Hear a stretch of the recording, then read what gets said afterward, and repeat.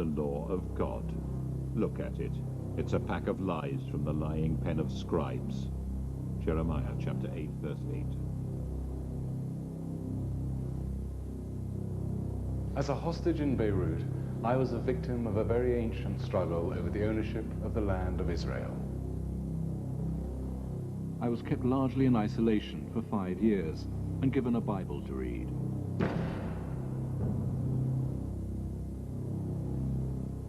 I read it through twice. I had time. This was the book on which the whole thing was based. The book that seemed to explain Israel's claim to the land.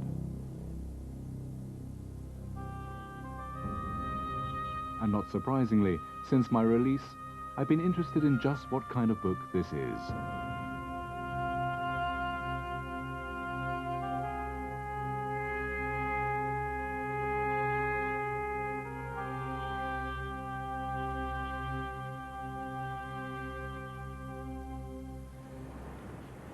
The British Museum is a great place for ancient civilizations, but not, it seems, for the Israelites. Jonathan, having had a quick look around it, I don't see much that talks about the great history of ancient Israel. Where's that gone? Well, it hasn't really gone anywhere, John. They're stories, and they're great stories. They're a part of the literary heritage of early Israel, but they're not stories which we can document archaeologically. What does that mean? That the Old Testament is simply fiction? What about the Exodus from Egypt and invasion of Canaan? We have no archaeological evidence for the invasion of Canaan.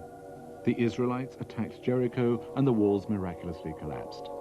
Jericho was not defended by city walls at that time. They slaughtered the inhabitants, then went on to do the same at other cities. Many of the cities mentioned were not even occupied at the time. And they took over the land of Canaan.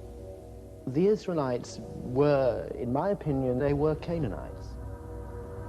Really?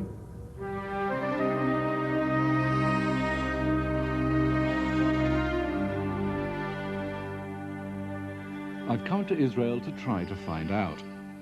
The Old Testament says the Israelites conquered this land and created a great kingdom, destroying idol worship. Did the walls of Jericho fall before them in a miracle? Or have people been at war for thousands of years because they believe a fairy story?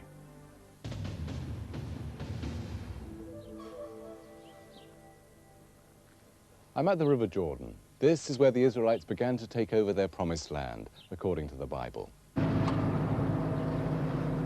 The Israelites may have had a hard time getting here to the River Jordan, but I'm not sure it was as difficult for them as it is for the modern traveler. The river is the Israeli-Jordanian border, and that request is backed by force. If there was such a sign 3,200 years ago, the Israelites apparently ignored it. They had just entered the land for the first time since leaving Egypt. Just as the Red Sea parted to let them out, so the River Jordan stopped its flow to let them in. It doesn't look much of an obstacle today, but in times of flood it can be the mighty river indeed. According to the book of Joshua, the miracles had only just begun. They went to Jericho.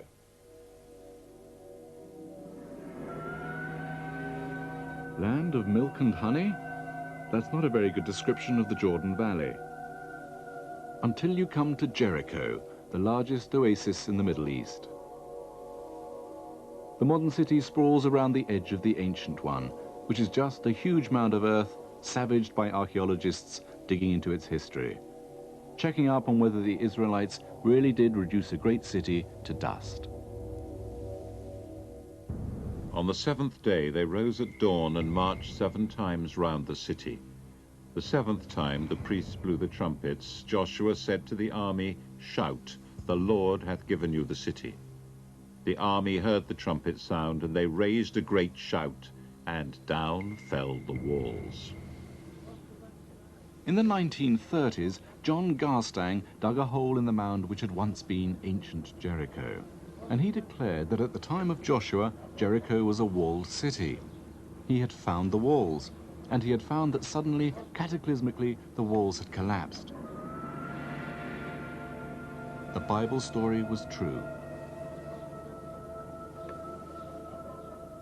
Bill Deaver is one of the many archaeologists now rewriting this history. Jericho nowadays is regarded as one of the great scandals of biblical archaeology, where we really went wrong. We're looking here at the city wall of the late 3rd millennium BC, which was destroyed about 2300. This is the wall that John Garstang, working for the British in the 20s and 30s, identified as Joshua's wall, and he thought that the destruction was the destruction described in the book of Joshua, so he was obviously influenced by the biblical story. As were lots of other people. Jericho became virtually a site of pilgrimage, the place where you could see the truth of a miracle. But then came a new excavation. This is a deep trench on the west side of the mound that Dame Kathleen Kenyon cut in the 50s. What Kenyon did was to show that the wall was in fact built and destroyed 1,000 years before Joshua's time. According to Kenyon, Jericho was undefended and abandoned by the time of Joshua. Garstang had misstated his wall by 1,000 years. Rather a big mistake. So what was it that made Garstang think that this was the wall that Joshua destroyed? Well, he may have been influenced already by the biblical story. He may have been influenced by his backers. They were evangelical, conservative Christian businessmen, and they probably had a certain result they desired. How do you date a wall in a mound of compressed dust? To find out how Kenyon could be so sure, I visited another ancient city mound where archaeologists are sorting out what it contains. This is Tel Rahov.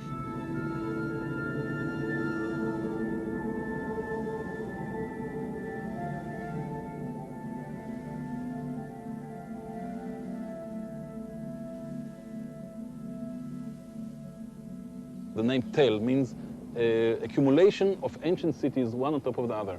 In the Middle East, in general, they used to build their settlement sites one on top of the other. In this particular section, for example, we excavated almost 10 different cities, one on top of the other.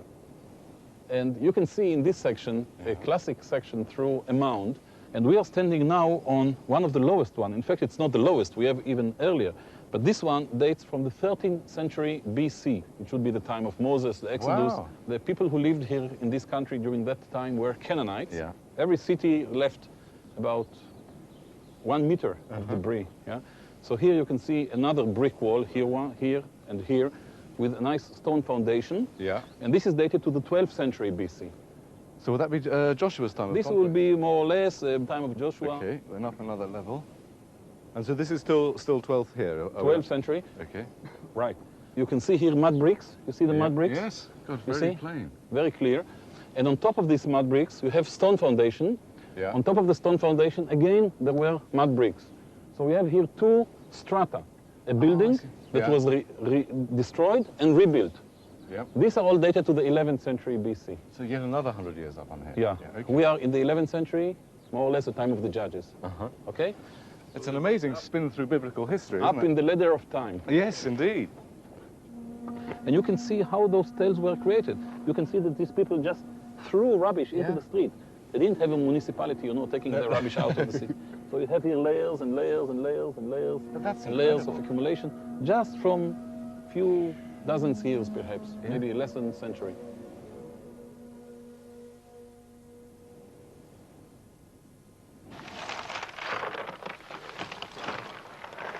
The rubbish includes so much broken pottery that you get the impression that every night in Canaan was party night, smashing the plates and bowls. But the design of pottery changes over time, and that's how each level can be dated. So every afternoon, the volunteers have to sit down and clean up every piece of broken pottery they've found. Can you identify them yet? The indicative pieces are ones that can actually tell if there's something, such as that rim there, that may be a base You've got or something like a that, top. that helps, yeah? Right, that's indicative of the type of pottery that it came from, the pot or whatever. It may be a chalice or something. Do you spend sort of much of every afternoon washing these flat body shards?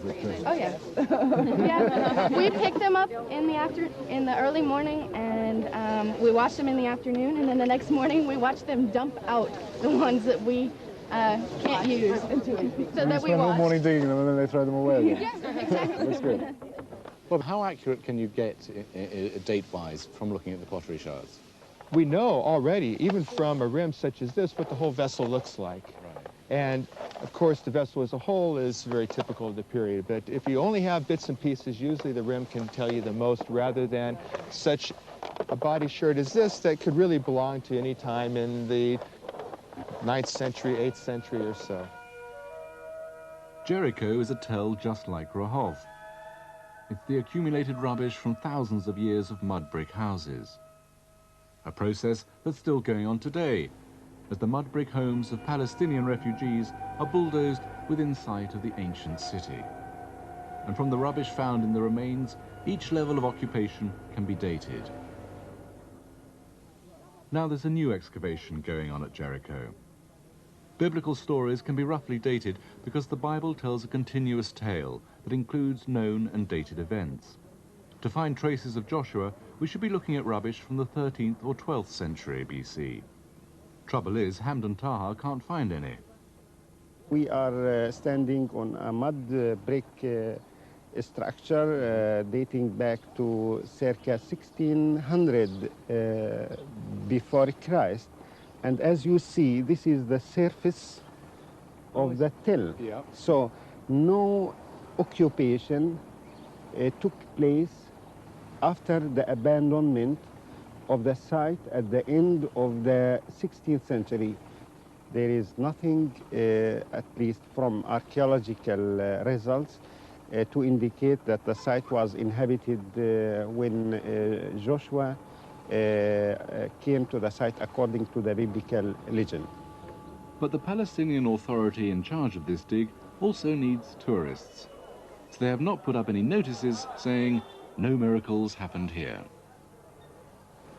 It's marvellous to come all the way from Australia and to stand on the spot that they say is the site of Jericho of the Old Testament, and to look down across the Jordan River and to just think of the children of Israel coming and marching around that city.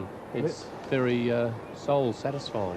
And is it something you can actually sort of visualize, knowing the text very well? You imagine the hordes of people coming across the river? I can see it in my mind, yes, yeah. And standing on the tell, it's just incredible to think that that actually happened. In the 13th century, where we would now date the Israelite exodus and conquest, if any, there is no occupation here at all. I always say to people, if you want a miracle, here's your miracle. Joshua destroyed a site that wasn't even there. Today, almost all scholars, both biblical scholars and archaeologists, accept the fact that Jericho cannot have been destroyed by the incoming Israelites. Something is wrong with the story. As the archaeological picture of Jericho has been revised, the whole connection with biblical history has been broken. Why have things changed? A number of archaeologists told me that the results you get depend on who is doing the digging.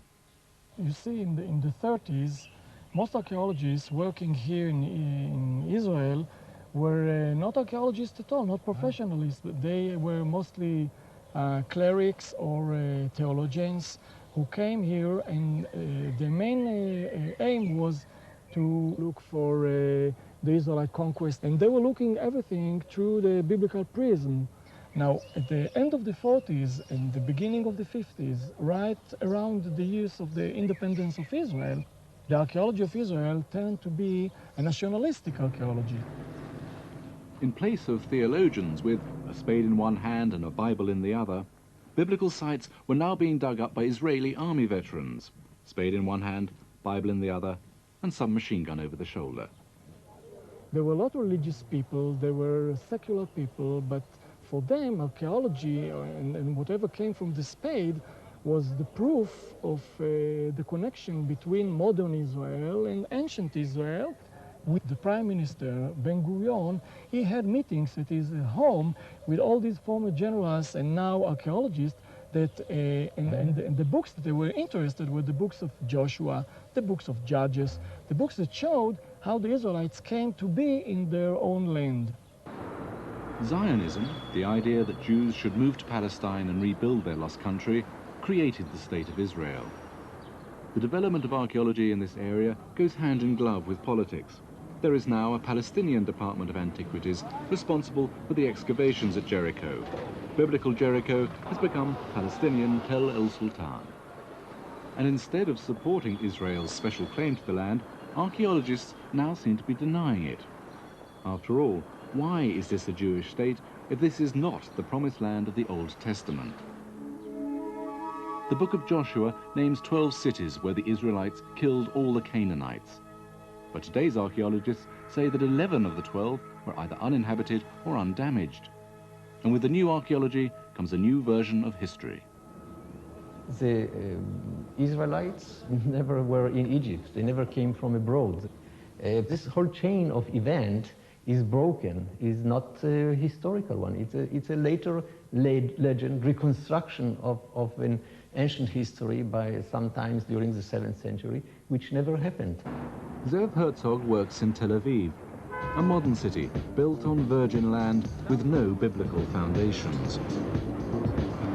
Home to a lot of people who prefer religious issues to take a back seat. Well, this could be the nightlife of any big city, but I'm in Israel on the evening of a major religious festival. This is Tel Aviv, and it could be anywhere. And that's the big difference between Tel Aviv and Jerusalem. It's the same holiday in Jerusalem, and I've come looking for the busy social life of the city. This is supposed to be it.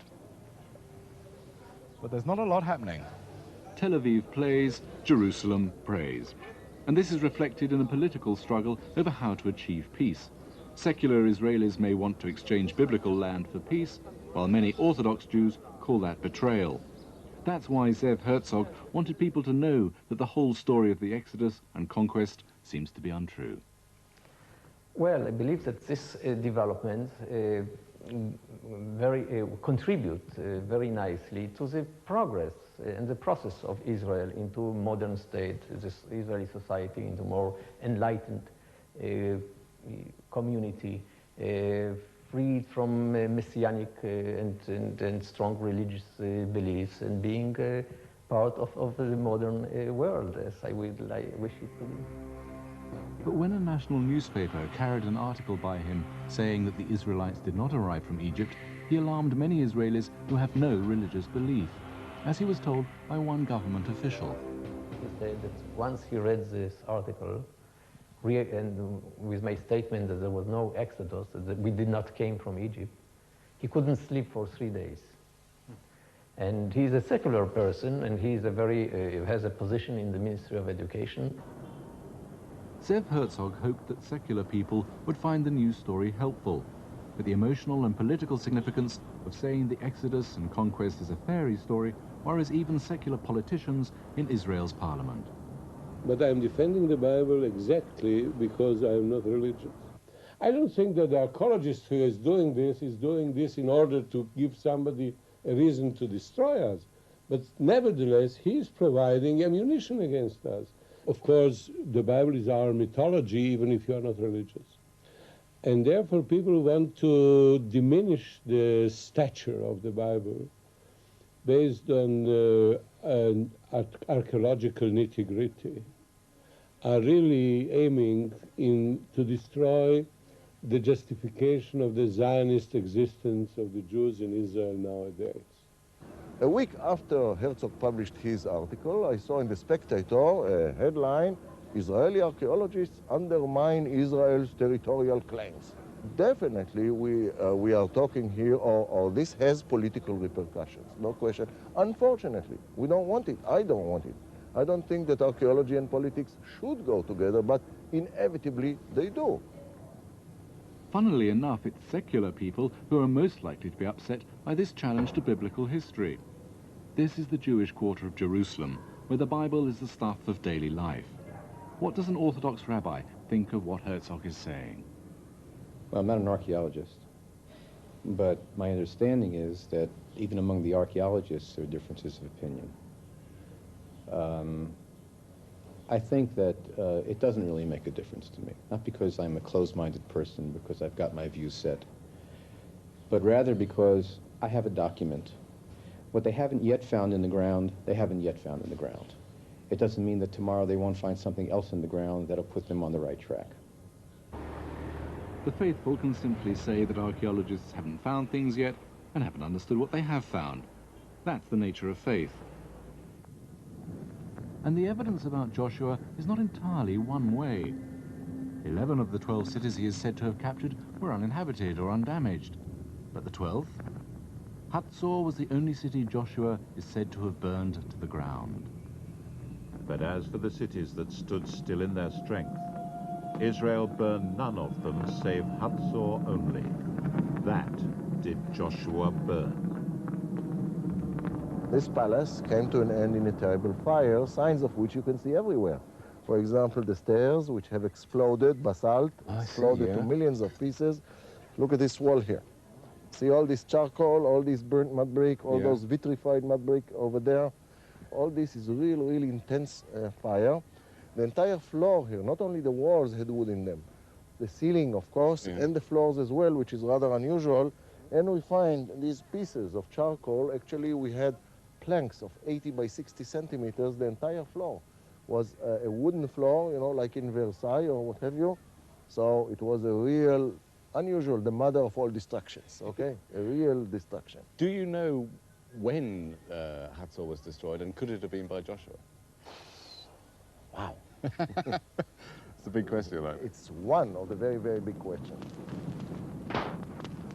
Of course, it is not necessarily so as in Joshua, but it's also not necessarily not so. We have to wait and see until we get something more concrete. Let's keep our minds open and not exclude automatically the possibility as we have it in the Old Testament in its entirety. But there must be something wrong with the biblical story. I'm now finding out that when the Israelites are supposed to have escaped from Egypt and entered Canaan, Canaan was ruled by Pharaoh. It doesn't say that in the Bible. This is Aphek, a military center near Tel Aviv.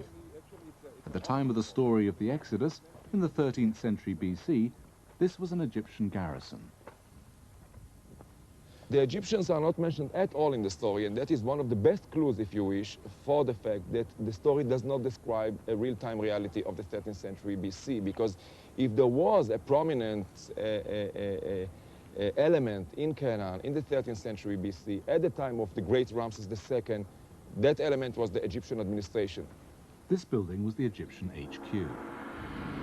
From the 15th century to the 12th century BC, during the 3 centuries, Egypt controlled Canaan, and Canaan was a province of Egypt with Egyptian administrators living in Canaan and stationed in several places, including this one.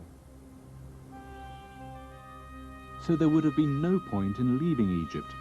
There is no evidence that Joshua conquered this land. Mind you, there's no archaeological evidence that William the Conqueror took over England in 1066. But then the Bible also says that the Israelites uniquely believed in one single God. And yet there is compelling evidence that they worshipped a goddess as well. Because if the Israelites believed in one invisible God, what were these little ladies doing in all their homes? Whatever happened to Mrs. God? And just when did the Bible put women in their place? That's for next week.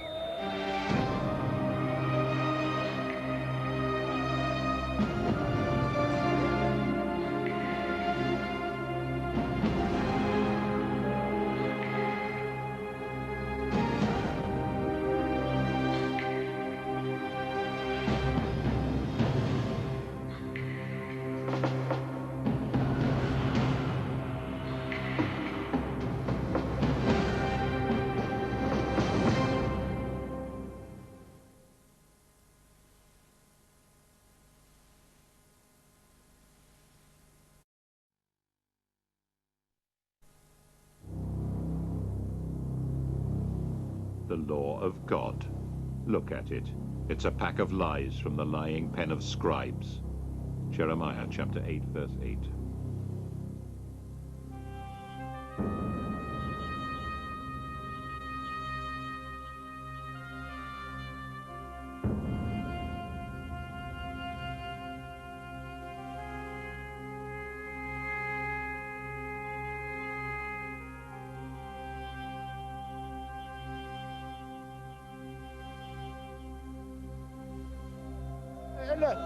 אין מה לעשות מה שבין הגברים. Speak English. לדבר עברית? לא, אין לך מדינה פה. This was going to be trickier than I'd expected.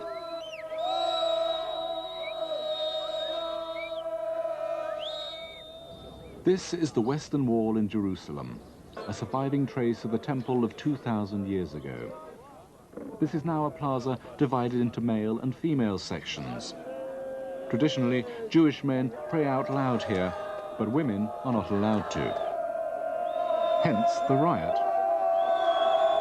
It's forbidden for men to hear a woman's voice raised in song, and to do it in a way which is sticking it in the faces of people who have observed it and died for it and lived that way since God given it to us over 3,000 years ago is offensive to these people, and that is why they're here making this noise. If we look at Miriam, the prophet, she would have been in administrative detention today for what she has done. She's taken the drum, she started dancing and singing in a holy place. God forbid, we didn't even try to do that. She would have been in jail today. It seems that the Old Testament has had some serious editing. We don't even know why Moses' sister Miriam is called a prophet. None of her prophecies have been included. The religions based on biblical history, Judaism, Christianity and Islam, are always said to be male-dominated religions. But there seems to be evidence that the religion of ancient Israel was very different. There's certainly one mass of evidence that suggests the Bible does not accurately describe the religion of the Israelites. It seems pretty clear that throughout the time of the Old Testament, they did not worship just one God. The commonest religious objects found in excavations throughout Israel turn out to be these figurines, which are, to put it bluntly, idols. I was given a Bible when I was held hostage in Lebanon. There wasn't much else to read. My captors gave me the King James Version, which I'm now discovering can be a bit misleading. The word God in the English version is often something else in the original. The names used for God in the Bible are a strange mixture of things. It's as if they tried to assimilate all the different names from the local Canaanite culture and translate them into Jewish terms or Israelite terms.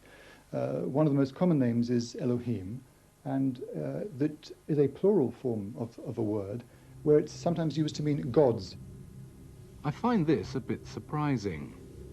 The opening sentence of the Bible is one of the best-known statements in the world. In the beginning, God created the heavens and the earth. But in fact, the Hebrew word used for God is Elohim, which turns out to be plural. The grammar is very unclear. It says, the gods, he created the heavens and the earth. Why would it say that? We know now there were several gods, in particular a dominant female deity who is named Asherah. That is the same name as the old Canaanite mother goddess in the years preceding Israel's origin in the land. Asherah, the mother goddess, belongs in a very different kind of religion from the one we associate with the God of Israel. She seems to have been the consort or the partner of the highest god in the pantheon. And she seems to have been worshipped widely. Most of the figurines we find emphasize fertility. They often have large breasts, there's pregnancy shown, nursing children shown. Those kinds of figurines would tell us that she is a fertility goddess. There's precious little written evidence outside the Bible about religion in the days of the First Temple. The name of God in Hebrew is written YHVH. It was probably not pronounced Jehovah, but Yahweh. Only one object has been excavated in Jerusalem with that name. This silver amulet is from the 7th century BC. Words from the Old Testament were faintly visible. Yahweh, lift up his face to you and grant you peace. But was Yahweh the only God being worshipped? This little ivory object dates from the 8th century BC and says, belonging to the temple of someone ending in H. It could be Yahweh, but his female counterpart Asherah also ends with an H. Evidence that Israelites worshipped Yahweh and Asherah appears on this stone, which Bill Deaver discovered in 1968. Dating from the same period as the ivory, it asks for someone to be blessed by Yahweh and his Asherah. Bill was so shocked, he decided at first to keep it secret. And when I first discovered that, I really didn't want to publish that as a young scholar. It was too controversial. But then in the 1970s, a second site was found by Israeli archaeologists, also 8th century BC, in the Sinai, and you have the same expression. Again, may X be blessed by Yahweh and his Asherah. The reference to Asherah is to the great goddess herself. So Yahweh did have a consort like all the other gods of the ancient Near East, at least in the minds of many Israelites. The discovery that there was a Mrs. God, a female goddess, for the Israelites in Bible times sounds quite shocking. I think for modern Jews and Christians, it sounds like a huge shock because we've always thought this religion was monotheistic back to Abraham.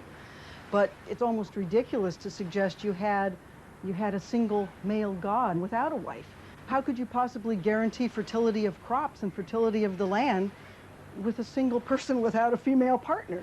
It's more ridiculous to assume that than not to accept the fact that Israel had the same kind of structure as everyone else. The Bible does accuse the Israelites of often worshipping other people's gods, and Freud encouraged the view that ancient gods were based on sexual imagery. There was really a theory, maybe beginning of the 20s already, that maybe the Canaanite cult was based on two elements. One masculine element, maybe represented by an erected stone or pillar, and the feminine object was a sacred tree, maybe. And so those two elements combined together in a worship place maybe really realized the idea of fertility, of the relation between man and wife, and that was a common idea. Phallic standing stones as male gods, tree-like nature goddesses bursting with life. This was a popular idea in the early 20th century. There was never any proof that the Canaanites did worship this way, but in the excavation at Tel Rehov, they have just uncovered a sacred spot that fits the description nicely. The only trouble is, it is not Canaanite. It comes from a date when Tel Rehov was, according to Diana Edelman, in biblical Israel. This is Israelite. Diana, what have we here? Well, this is an altar from somewhere between about 800 and 900 BCE. Mm-hmm. The actual altar itself are these stones here, Right. which are unworked, just piled.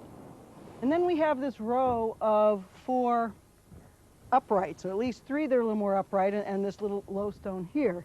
And these seem to be something which often is seen to represent a deity. Right. And if this is true, we might have 3 deities here, or possibly 4. Right. But who they are, we wouldn't necessarily be able to tell. But if this is 1000 or later than that, after the United Monarchy, we're talking about seriously Israelite times, it suggests they're not worshipping one god, but a number of deities. No, we're this is, we are in the time of the period of the Kingdom of Israel.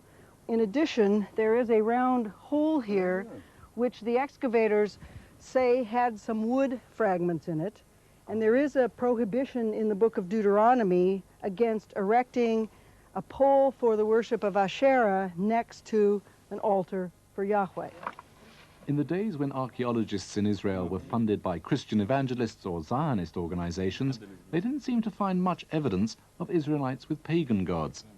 But the excavation at Tel Rehov is funded by a detective story writer.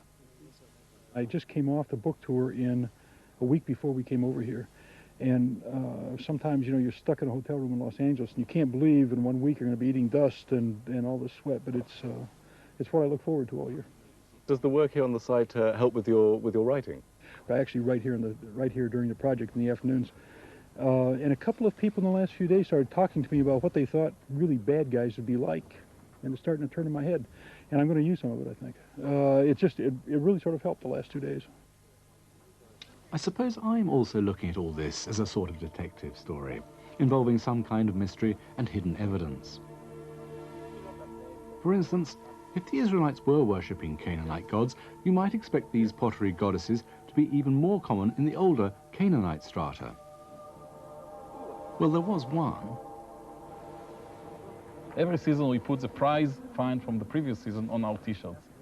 this T-shirt is decorated with a drawing of a clay pottery figurine found by us in '98 in this 10th century level. We call it our city 6, the 10th century level. It shows probably a fertility goddess. We call her Ashtart, the Ashtart figurine. She is very unusual. First of all, because we have very few figurines like this from 10th century context in this country. Most of them are later, from the 8th and 7th centuries. Very unusual. So most of these figurines come not from the Canaanite period, but from the years when there were established kingdoms in Israel and Judah. They were not simply imitating the Canaanites, they were doing their own thing.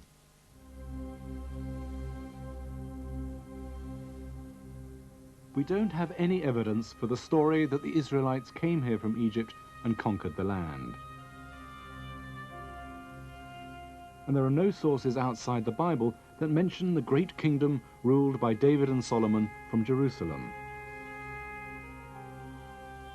But according to the Old Testament, by the 9th century, there was a northern kingdom called Israel, or Samaria, and a southern kingdom called Judah, and those we do know about from other sources. The Bible also stresses that the Israelites worshipped the old Canaanite gods and were punished for it. The Canaanites' chief god was El, and he was worshipped as a bull. The Israelites also used the word El for God, and this is a bull found at an Israelite site. But then the Bible actually says that when Solomon's kingdom split and Israel separated from Judah, the king of Israel set up bull figures for worship at his northern and southern borders. It's just that the Bible says he shouldn't have done it. According to the Bible, Israel was deviating from the tradition of worshipping one God, and Judah was keeping the faith much better. But did monotheism exist at all at that time? The answer may have been found at Tel Arad. It's a kind of an ancient military base, but as we go in, I will show you the most important find there, which is probably, I would say, the only Judahite temple ever found. The only one? Only one. And the temple was built after the days of Solomon and David. And it went out of use probably in the days of Hezekiah, which is up to, let's say, 700 before the Common Era. We're going into this entranceway, and we are right now in the first part of the tree. The temple was 3 parts. Yeah. The first one is an open court, paved as you can see, and in the center of the court there is the altar, the offering altar. Animals were slaughtered here, and burnt offering were offered on top of the altar. And then as we approach into this house of the Lord, house of the God, most important part is, of course, the Holy of the Holies. Incense burners were on both sides of the staircase. And what are those pillars at the back there? These are standing stones. No idols, no figurines, nothing of this kind was found here. It's a culture, religion without icons, which very much fits of what we know about, let's say, the 10 Commandments, for example, that idols was absolutely banned from the Israelite culture. The temple is very much according to the line of description of the temple in Jerusalem. So this is it. The only temple that we have might be Yahwistic in practice. But it might not. We may have been staring directly at evidence of polytheism, worship of several gods. There were 2, if not 3, standing stones, carefully smoothed and dressed, which clearly are what the Bible means by a standing stone that represents the presence of a deity. And the fact that you have 2 or even 3, again, suggests polytheism. In fact, even the Bible's description of Solomon's temple is hard to reconcile with a religion that has no idols. It's more like the temples of other religions in the area. We're looking now at a bronze stand coming from Cyprus, from the end of the 2nd millennium.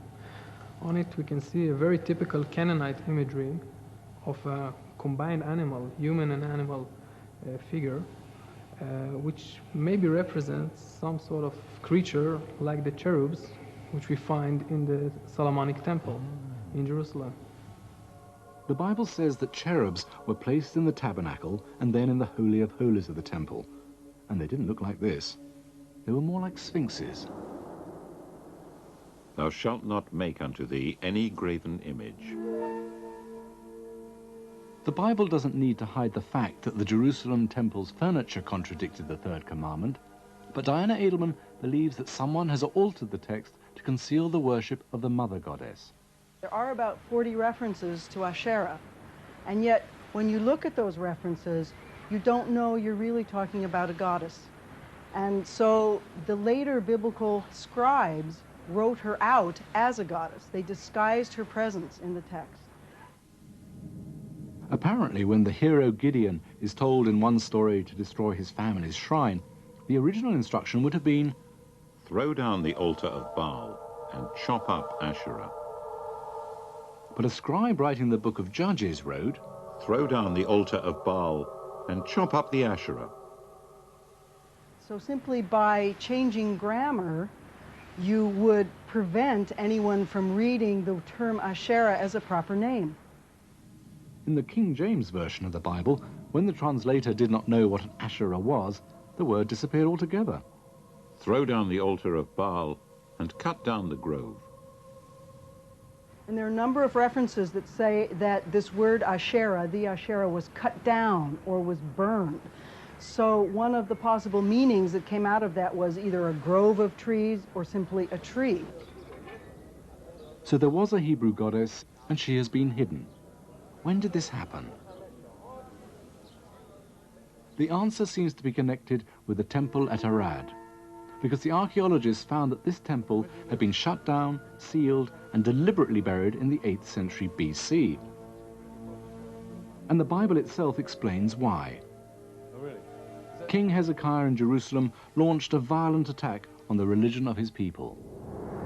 He took away the places of worship and smashed the images and dismembered the Asherah. Arad, the temple that we're standing in, went out of use deliberately. It was not burnt, it was not destroyed. It was all covered with dust and sand deliberately by the people who get an order to do that. The standing stone was put aside, the incense burners were put on the flat side, and it was all covered and went out of use deliberately, slowly, with no big event, as a kind of an order to stop worshipping Yahweh in Tel Arad. This was connected with a disaster further north. In 722 BC, the Assyrian army wiped the northern kingdom of Israel off the map. Judah had to choose between defiance or submission, as thousands of refugees fled south into Jerusalem. And there is clear evidence that Jerusalem suddenly began to become a large city. The city extends itself to the west, to the northwest, tremendously, to what is today called the Jewish quarter inside the old city of Jerusalem. Yeah. To that part and down to the east, to the valley. So we have fortifications and houses, water installations or systems and other things. This is true. This is, of course, because the population grew there in the 8th century. And for several reasons. One of them is, first of all, that refugees came to Jerusalem. According to the Book of Kings, King Hezekiah invited them to celebrate Passover there. And Hezekiah undertakes to centralize religion, the first king to do so, in Jerusalem. So this seems to be a pretty major reform. And it says that he closed down these local sanctuaries, and he forbid them from worshiping with stone pillars and planting these Asherah trees. A few years later, under King Josiah, the attack on Asherah was relaunched with even greater vigor. And the king commanded the high priest to bring forth out of the temple of Yahweh all the vessels that were made for Baal and for the Asherah, and he burned them. And he brought the Asherah from the temple to the brook outside Jerusalem and burned it and stamped it small to powder. The prophet Jeremiah found there was tremendous resistance to this from many women. We will not hearken unto thee, but we will burn incense unto the Queen of Heaven and pour out drink offerings unto her, as we have done, we and our fathers, our kings and our princes, in the cities of Judah and in the streets of Jerusalem. For then we had plenty of victuals, and were well and saw no evil. Men suddenly washed their hands of the goddess as though this had been a cult for women. Did we make our cakes to worship her, and pour out drink offerings unto her without our men? According to the Bible, those women were deviants from traditional Israelite religion. Just as today, many Orthodox Jews regard women who demand to worship like men as deviants. Let's be like that. Let's come in here. We want to. 50 years ago, it's not 100 years ago, it wasn't 20 years ago. Of course. So it's a break with tradition you don't like? Sure, it's not the way it's supposed to be. We read from the Torah scroll, and some of us wear prayer shawls when we pray, and we sing aloud as a group, and that's what we want to be able to do at the wall itself. These women are not returning to the old Hebrew goddess, but I'm being told that the text from which they are reading was rewritten to conceal her existence, and that a combination of digging into the ground and into the text reveals a new story of biblical history. In that new story, there is no conquest, no Joshua, no worship of a single god. And yet the text carries a feel of authentic experience which is hard to dismiss. It describes a dedication ceremony as soon as they entered the Promised Land, binding the children of Israel to the one and only jealous God who led them. It was held at a great altar constructed on Mount Ebal. And if that story is fiction, then what in the world is this? Next week, I'm going to try to find out.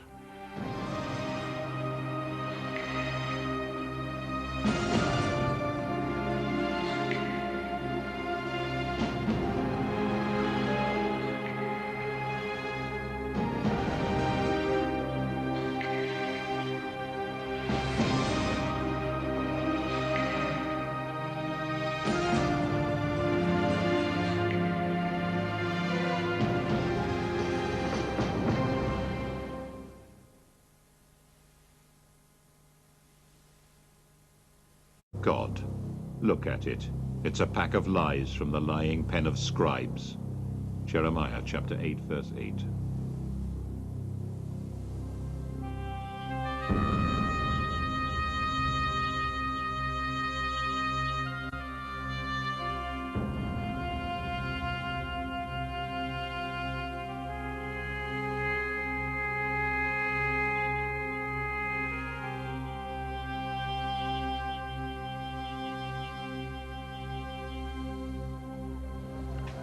As a hostage in Beirut, I was a victim of an ancient conflict over the ownership of the land of Israel. While I was there, I read the Bible through twice, which gave me comfort in some ways, but left me with a lot of questions.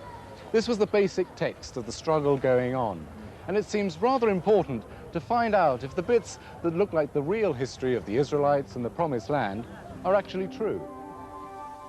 It's a search that leads to some of the most mysterious archaeological finds ever made. Scholars are arguing that the history of early Israel is a fairy story, and that means that this huge structure may belong in the world of myth, not reality. But I'll be coming to that later.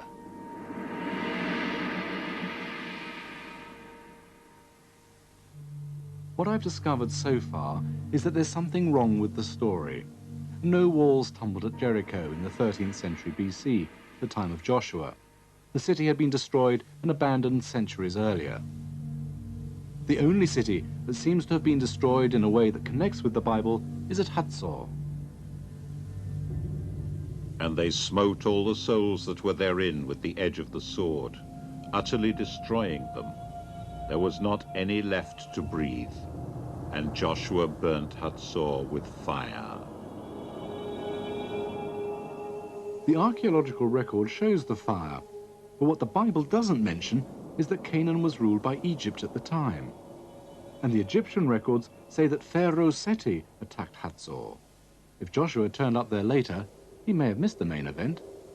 We know that Seti I, around 1300, destroyed Hatzor because he claims in a famous inscription having done so. Now, is this the end of Hatzor, the real fire of Hatzor, and centuries later the Israelites claimed the victory and said, we did it? It's a possibility. We don't actually have any archaeological evidence for Joshua. We don't really have any archaeological evidence for a conquest in the way that it's depicted in the Bible. So they didn't come from Egypt in the Exodus as is depicted in the biblical narrative. Unless they came from Egypt and settled peacefully. Although the book of Joshua describes the conquest of Canaan, another book of the Bible, the book of Judges, says something rather different. If you read the book of Joshua and then read the following book, the book of Judges, it seems as if you're dealing with two very different histories of the same event. Joshua has this amazing sudden attack and everything is conquered and distributed. In Judges, they're up in the hill country and they can't get down to the plains because there's too many military obstacles in the way. Israel consists of a flat strip of land along the coast, then rises into hill country as you travel east.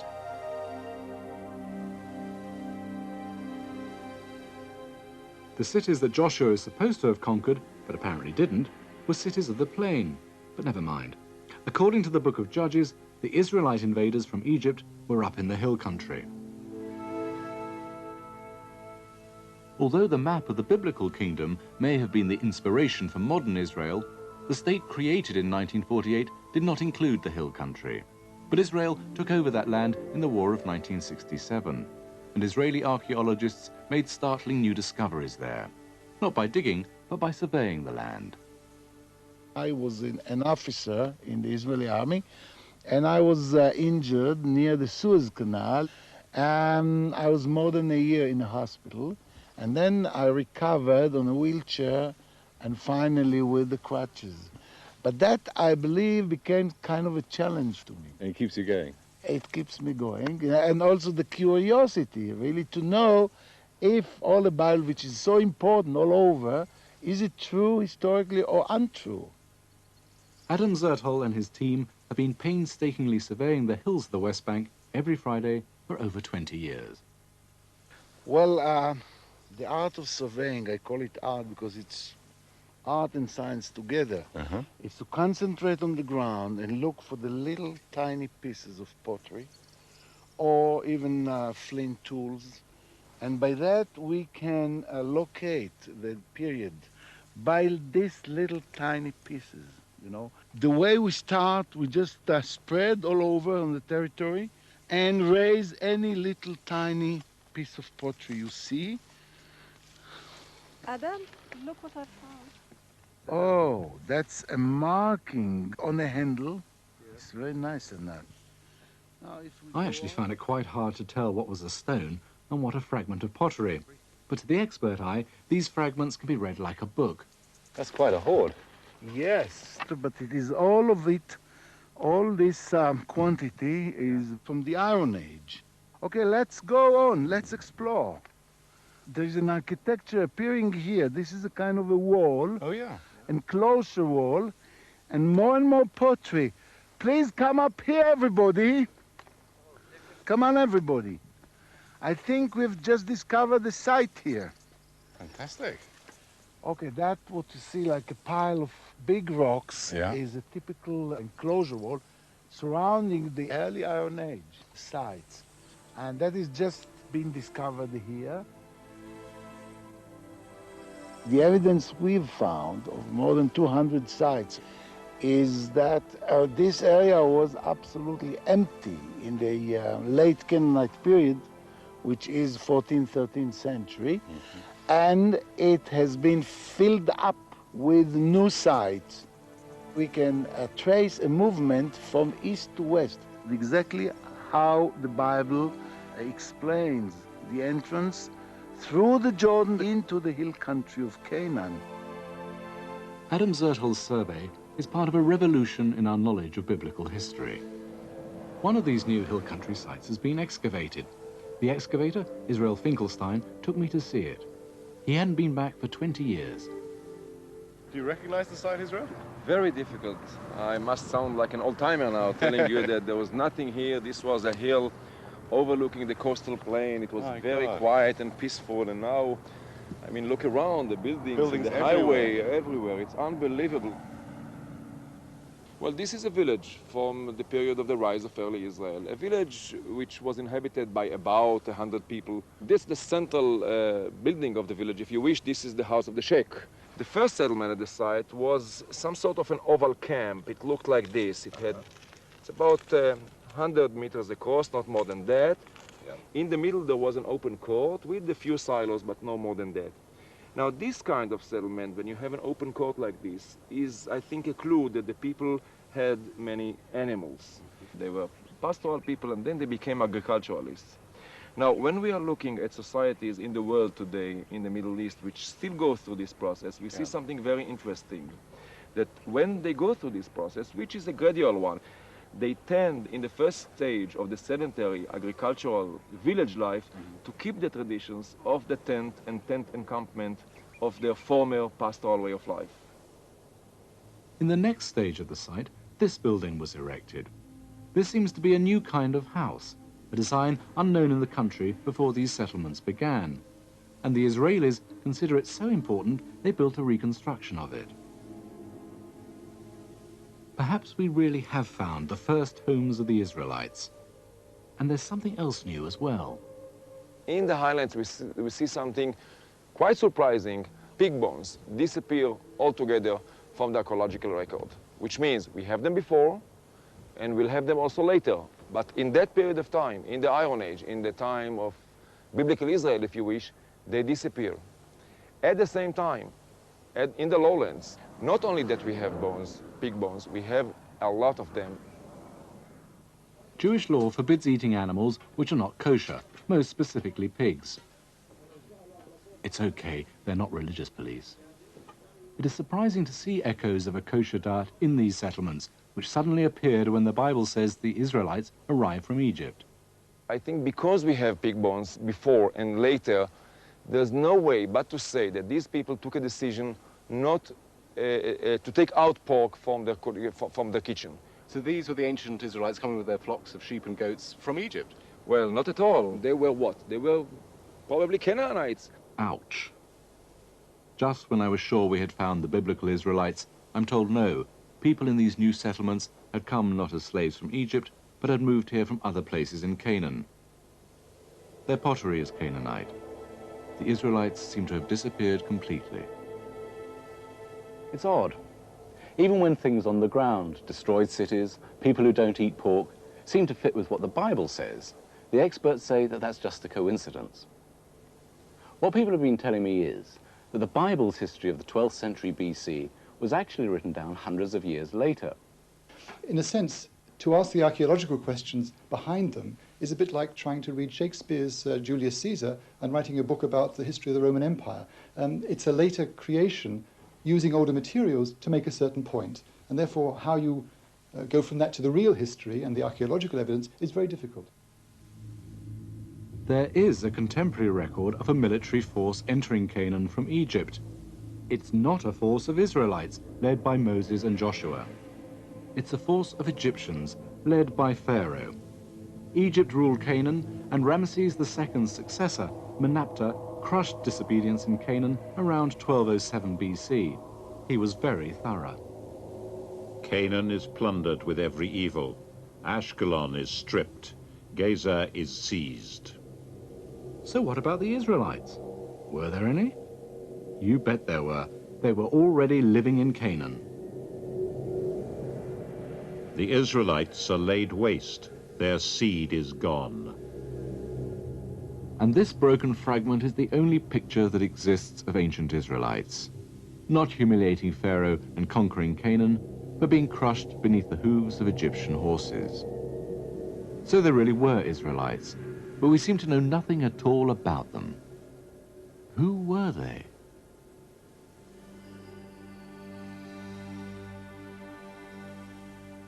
Perhaps the Bible is a work of fiction.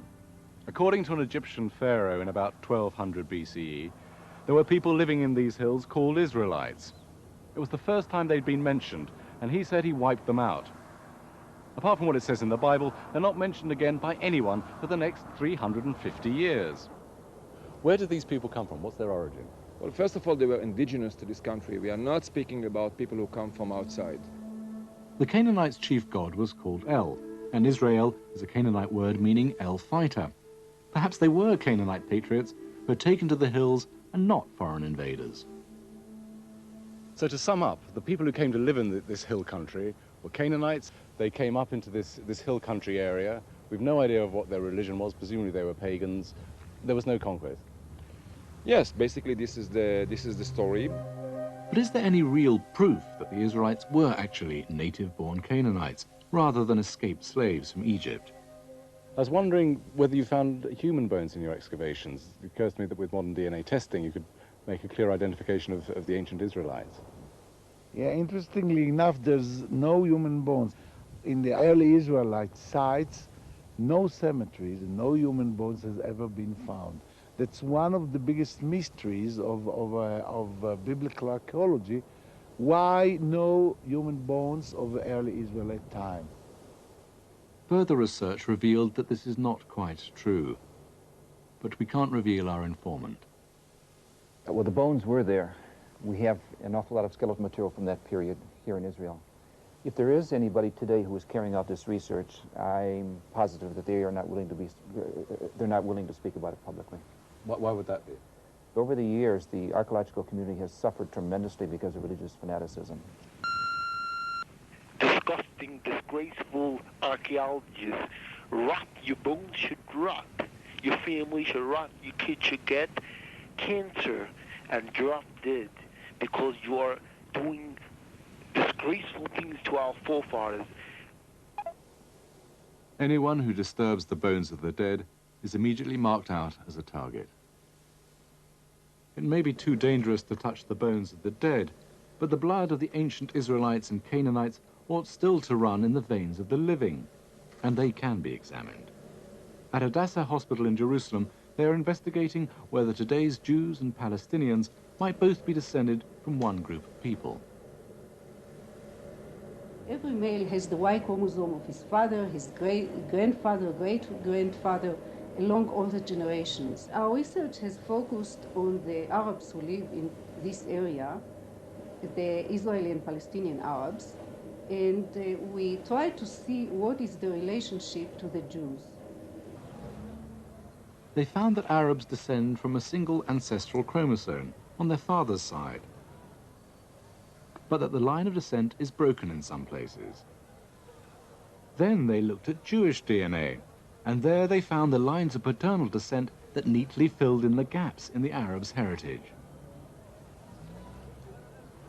So basically the two populations that have originated in the Middle East are fit together. There are, if you like, deep ancestral links between them. Yeah, that's very clear from our research that they all fit very closely together. We never suspected that the genetic affinity is so close between these two populations. Palestinian Arabs see themselves as directly descended from the biblical Canaanites.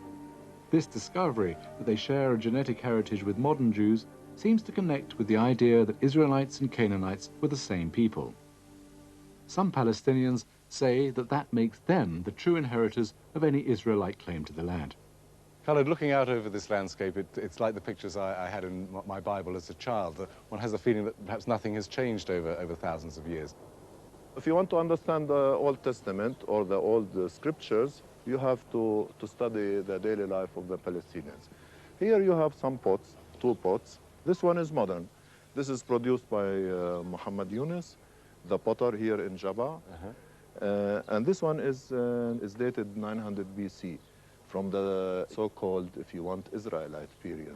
This tradition has continued over the years. If you want to consider Israelites as Canaanites, it's fine with me, you know, but for me, all of this is Palestinian tradition. So, Israelites and Canaanites have become interchangeable. but only so long as there is no hard evidence outside the Bible itself that the Israelites did invade the land. And that brings me to a very strange sight indeed. So we came here after surveying Mount Ebal for about 2 months. It is a huge mountain of about 18 square kilometers. And then we came one sunny day in April to that site here with a barren place of rocks and stones, in the middle of which we found this pile of stones, big pile of stones. But what was very attractive to us that we found here many potsherds of the beginning of Israelite settlement, time of Moses and Joshua. So we began to uncover this pile of stones that was a kind of a mystery. We did not know what there is there, but we could see some walls emerging from that pile of stone.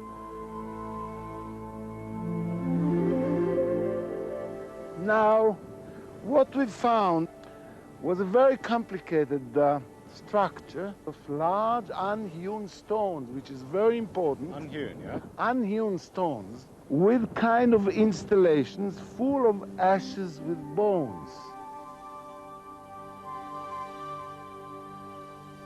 Then Joshua built an altar to Yahweh the God of Israel on Mount Ebal, an altar of whole stones over which no man hath lifted up any iron. And they offered thereon burnt offerings to Yahweh, and sacrificed peace offerings. And he wrote there upon the stones a copy of the law of Moses, which he wrote in the presence of the children of Israel. When we sent those bones to the university at Jerusalem for check, they were very surprised because all the bones belonged to kosher animals, which appear on the Bible, in the early Bible, as permitted for sacrifice. So presumably no pig bones? No pig bones, no donkeys, no things like, no camels, no things like this, only kosher animals. And surprisingly enough, also, they were all burned. So, which means, of course, sacrifice. Is it always as windy as this up here? Yes, very windy. We deal here with an altar, a big altar with kosher animals and sacrifices and whatever.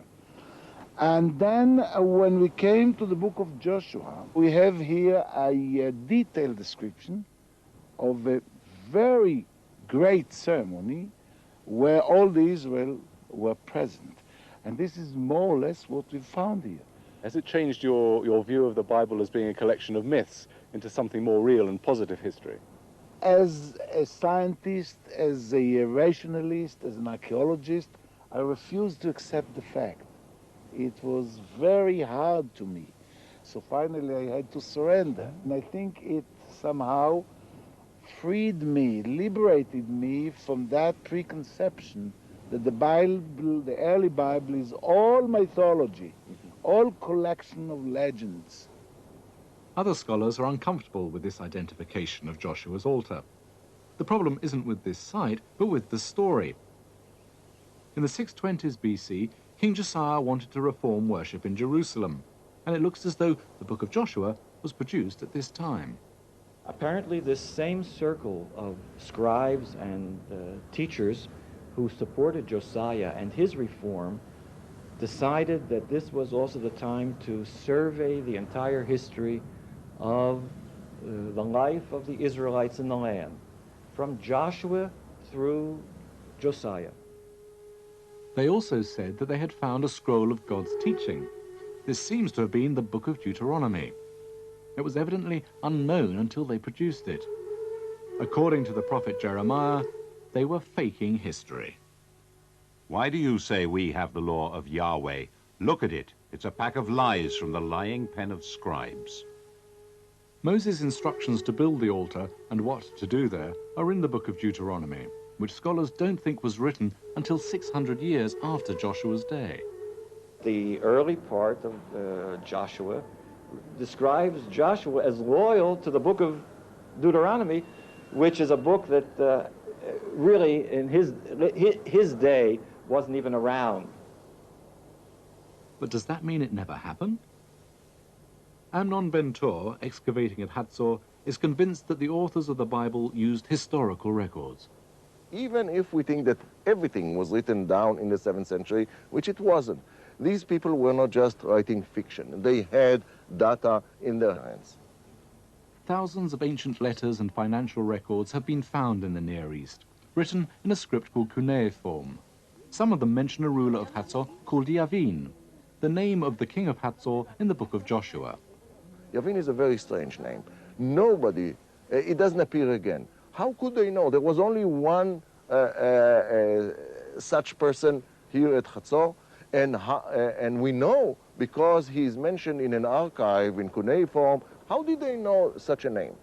They knew that there was a king Yavin at Hatzor, but they evidently did not know that he cannot have been Joshua's enemy because he died 500 years earlier. That story can't be true. And that may also apply to the biggest story of all. Jerusalem is supposed to have become the capital city of David around 1000 BC. So why are archaeologists saying there is no trace of that city?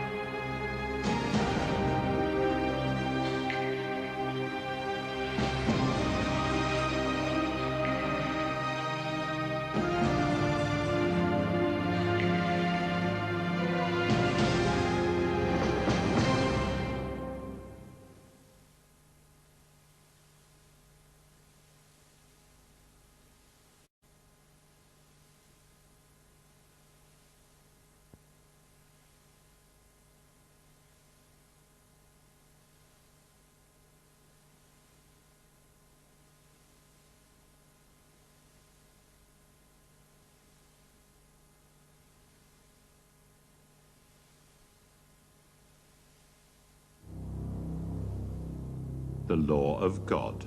Look at it. It's a pack of lies from the lying pen of scribes. Jeremiah chapter 8, verse 8.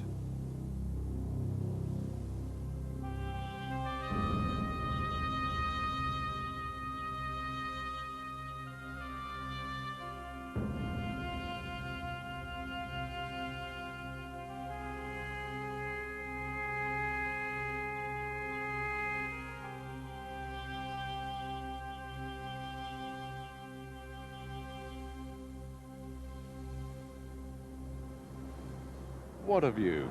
The Western Wall, the Church of the Holy Sepulchre and the Dome of the Rock, the old city of Jerusalem, a key focus for three great religions. The Israelis captured it in 1967, and because of its symbolic value as the old capital of Kings David and Solomon, incorporated it into their modern capital. That caused the continuing anger and enmity of the Arabs. After the death of Solomon, the Bible says, Israel divided into two kingdoms. But the time when David took over Jerusalem and Solomon built the temple, the 10th century, is called the United Monarchy, when Jerusalem was the glorious capital of all Israel. Solomon's temple is long gone, but was never to be forgotten. It stood on the mountain where Abraham was going to sacrifice his son. Many faiths hold Jerusalem sacred.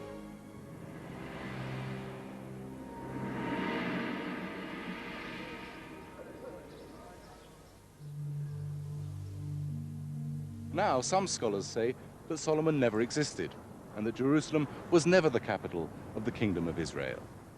We really don't have archaeological evidence for a united monarchy under David and Solomon in the way that it's depicted in the Bible. There's almost no evidence for the 10th century. There's almost no evidence for Solomon. So Jerusalem was probably a very poor village or a very small town.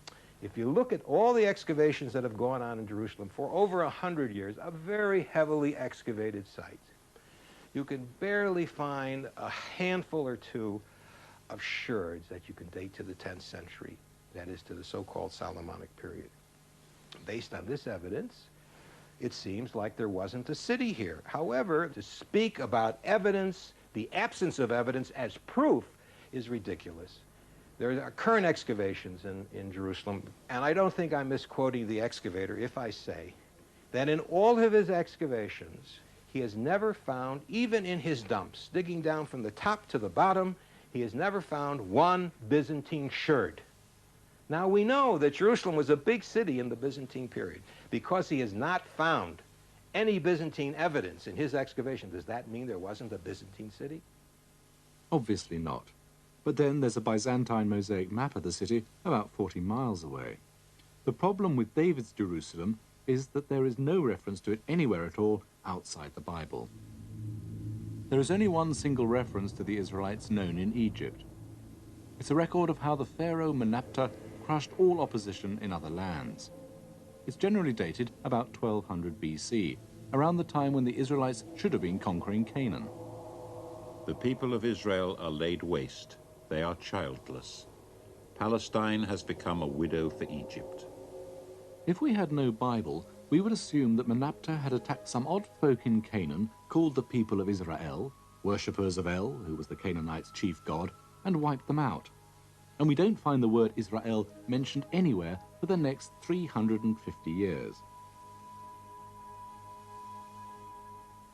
The story in the Bible is totally different, of course. Instead of saying that the Israelites were destroyed by Pharaoh, the Bible says that they took over the land and created a great kingdom ruled by King David from Jerusalem. If you go looking for David in Jerusalem, you find a lot. He's everywhere.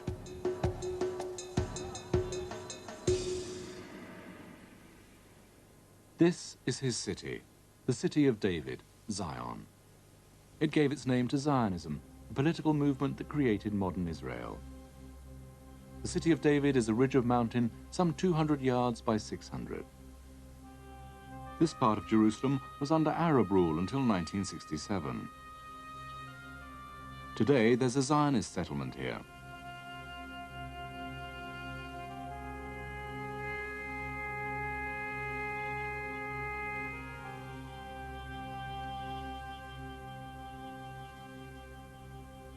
We're standing on the actual grounds where the palace of King David once stood. Essentially, the city of Jerusalem during the biblical period of time was a teeny little mountain, circled by massive mountains all around it. Stretching south of here, with right above us in the north, is Temple Mount, where the Holy Temple once stood. I mean, is there a political element to actually being here in this important site, obviously for Jews and the history of Israel, but it's also taking land away from the Arabs? I mean, are you protecting in some way Temple Mount? Well, I would say yes. You need to understand that the fact that Temple Mount stands here and that this is the corridor of access to Temple Mount plays a major significance in terms of the future plans of some kind of a political settlement here. But the greater emphasis is more of the historical, archaeological importance of life here. The archaeology and the politics go together. These Jewish settlers are funding excavation by the Israeli Department of Antiquities into the ground under their feet, looking for the proof that David and Solomon ruled Israel from Mount Zion. Why is it important that you should plan whenever you can afford to, or whatever it suits, to dig down, to find the palace? I could comfortably look down at the city and see the boundaries of the city of Jerusalem from the perspective of King David. I could imagine him sitting in his palace writing the book of Psalm, understanding the passages that he's describing.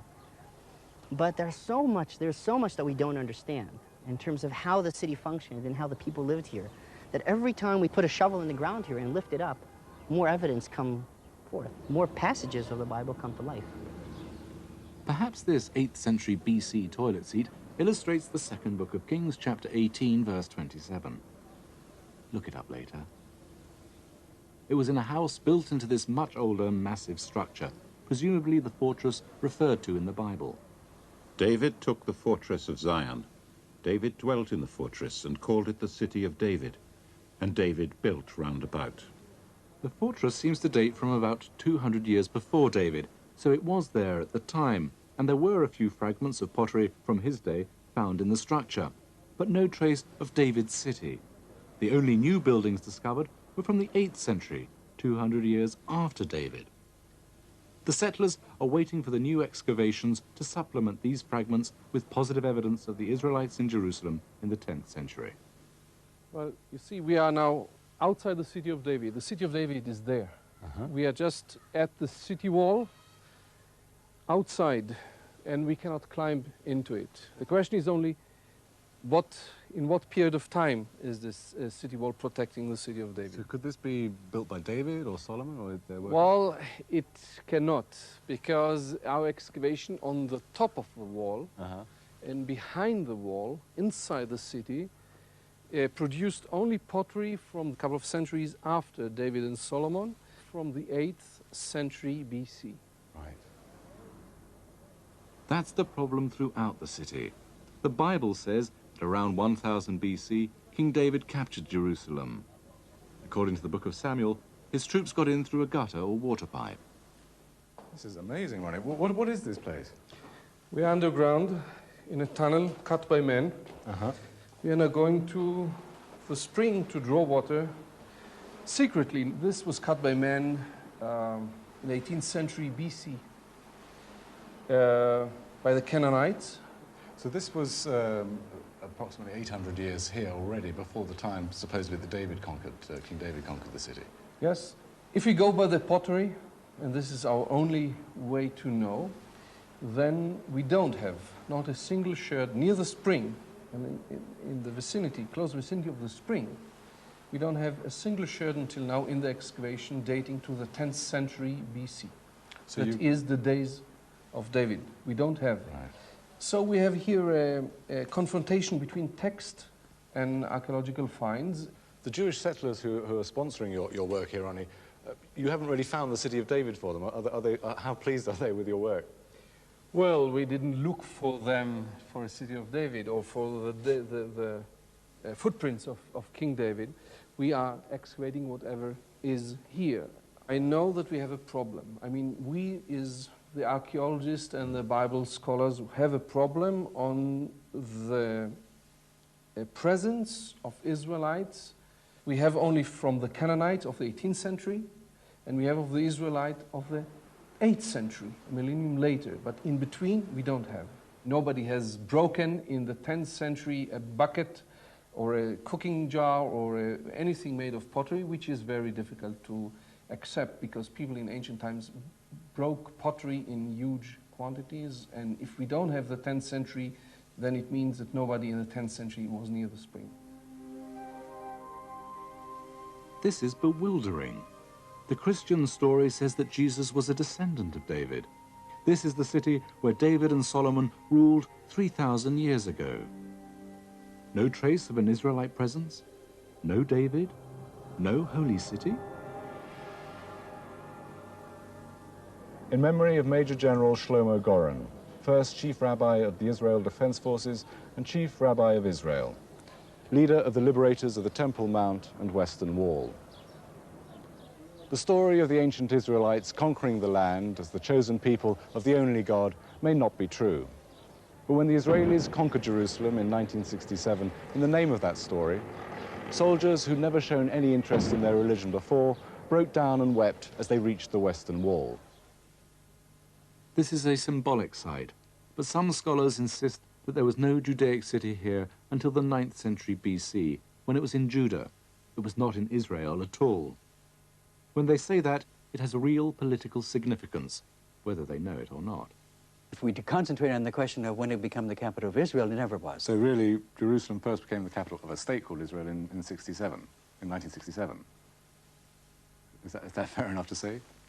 Oh. So do you see what I mean?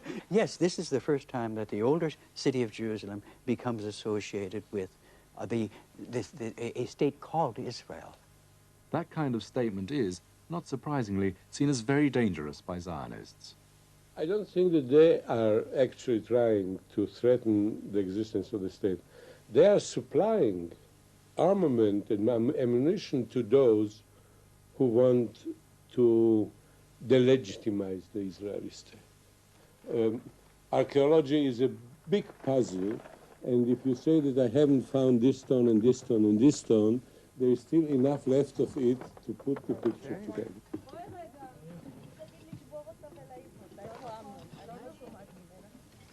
Archaeologists often say that absence of evidence is not evidence of absence. Just because they can't find evidence of King David's capital at Jerusalem doesn't mean it wasn't there. Perhaps it's a general problem. Perhaps it's hard to find evidence of anyone from this distant time. So I checked. David's people are missing.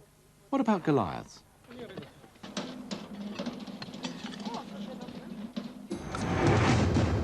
A few years after Pharaoh Menapta said he had wiped out the Israelites, his successor, Ramesses III, had to deal with a massive invasion of people from the sea.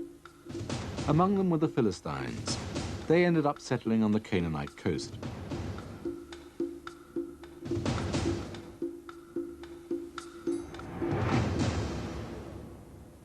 Larry Steger is digging at one of them, Ashkelon. And oddly, he has not had the same problem. We're looking for Philistines. Here they are. We're right down on the coast, and here it's a completely different world. This is a cosmopolitan world, whereas they're a village, agrarian kind of world.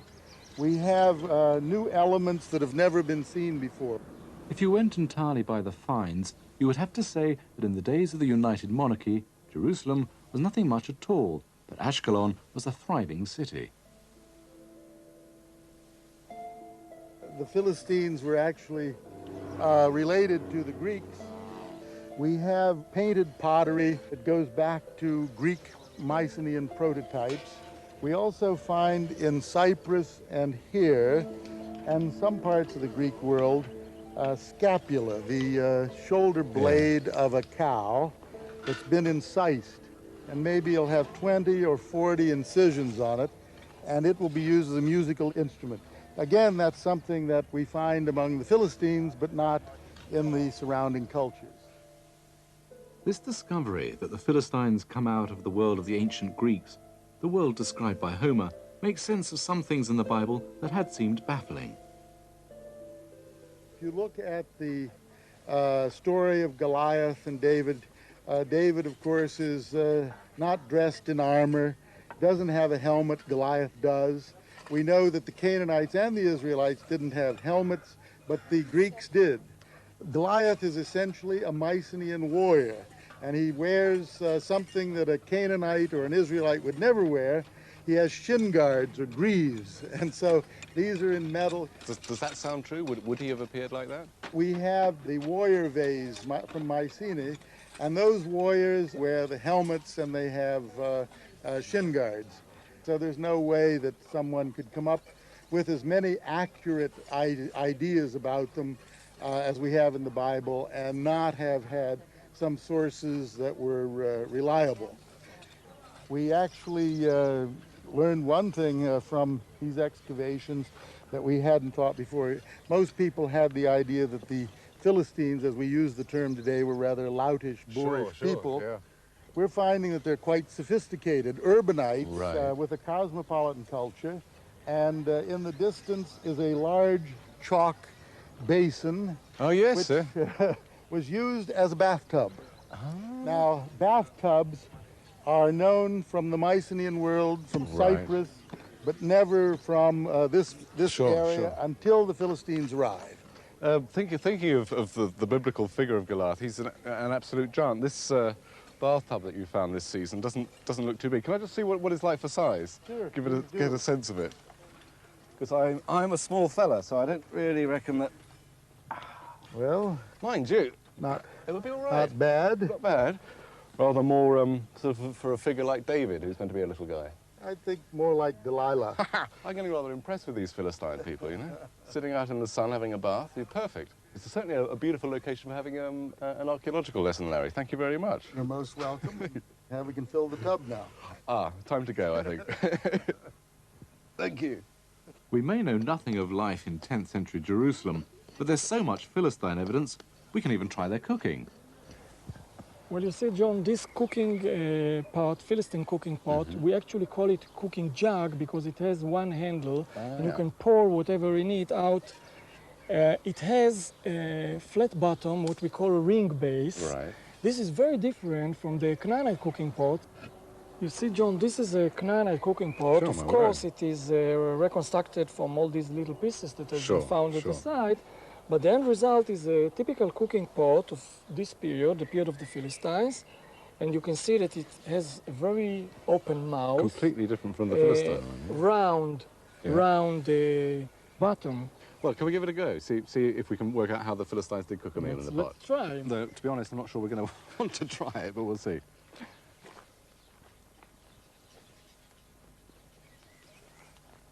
Right. It's very, very hot. You see, the pot is put into the fire is very different from the Canaanite way because it's buried within the ashes. Such jugs that we saw before were never been used here in Israel before the Philistines came here. If only there was some such distinctive evidence of Israelites at Jerusalem, or indeed anywhere.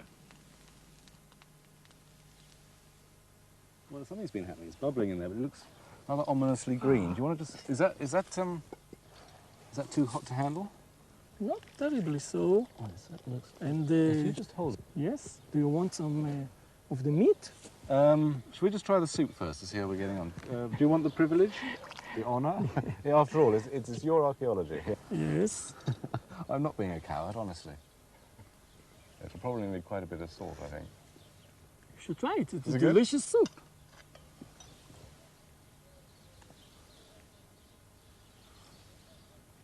It is. The more detail is discovered about the Philistines, the more accurate the Old Testament seems about them. It even names the Philistine site where we are cooking, Ekron, and the name was found on an inscription here. But the Bible describes Philistines as always being in the region, when in fact they were new invaders. Around 1200 BC, the time of the Trojan War, the whole of the eastern Mediterranean was in chaos. Whole peoples were on the move, and the Egyptians found themselves under attack from people from the sea. The Philistine settlement on the coast of Canaan was part of this invasion. Up to then, Ashkelon had been a Canaanite city. Somewhere between 1200 and 1150, these Philistines moved in.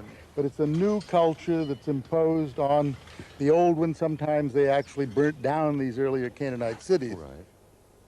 In fact, many scholars have suggested that the Israelites were Canaanite refugees, pastoralists, sheep and goat herders, farming in the hills because of the upheaval on the lush plains. Now, in the big change, in the collapse, there is no doubt that there were economic difficulties that forced the pastoral groups to settle down and produce their own grain. So I see the rise of early Israel as part of the bigger picture of the events that took place in the Eastern Mediterranean. This argument is based on what is found in the simple hill country settlements that seem to be the earliest Israelite sites. The pottery in Israelite houses is Canaanite. The cooking pots in their distinctive four-roomed houses are wide-mouthed and round-bottomed, designed for Canaanite cookery. But in Jerusalem, all this is missing. There really isn't any evidence that anyone was cooking anything there in the 10th century, which led some scholars to begin arguing that large parts of the Israelite story were entirely mythical, including the very existence of King David. Until 1993, when veteran Israeli archaeologist Avraham Baran was excavating Tel Dan, the old city of Dan in the far north of Israel. Our surveyor was mapping the walls that are here. I mean, you have to have maps before you finish. And as we were walking by here, suddenly she yells and says, "I think we have an inscription." My word. So I walked over and I looked down, and yes, indeed. And this is it. The rays of the sun were illuminating this basalt stone, and the letters were clear, and I said, "You see the word Melech, king." Yeah. And Melech, Beit David, king of the house of David. See, in the first place, one doesn't find inscriptions. In the second place, one doesn't find an inscription with the name David on it. And here you have an inscription written about 100 years after David's time. Well, I tell you, there are biblical scholars who maintain that there was no united monarchy. There was no David, no Solomon. This discovery upset all their theories. And they had to argue with that discovery. Somebody went as far as saying this was a fake. Most scholars now accept there really was a King David after all. But king of what exactly? The challenge to biblical history remains. I think if David had been an important king, he would have turned up somewhere in contemporary historical documents. Assyrian texts Greece, texts from Anatolia, I mean, wherever, Egyptian texts, if he was such a big figure, he would surely have turned up. And his successor, Solomon, should have been an even bigger figure. So now I'm going looking for Solomon.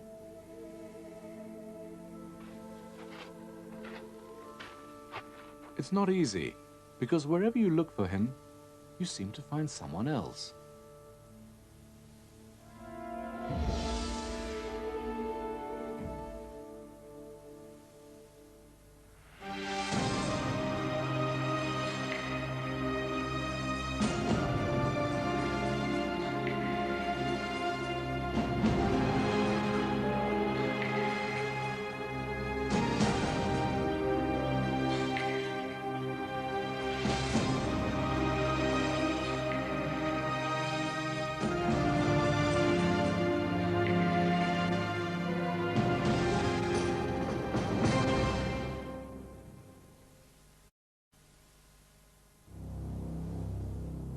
The law of God. Look at it. It's a pack of lies from the lying pen of scribes. Jeremiah chapter 8, verse 8.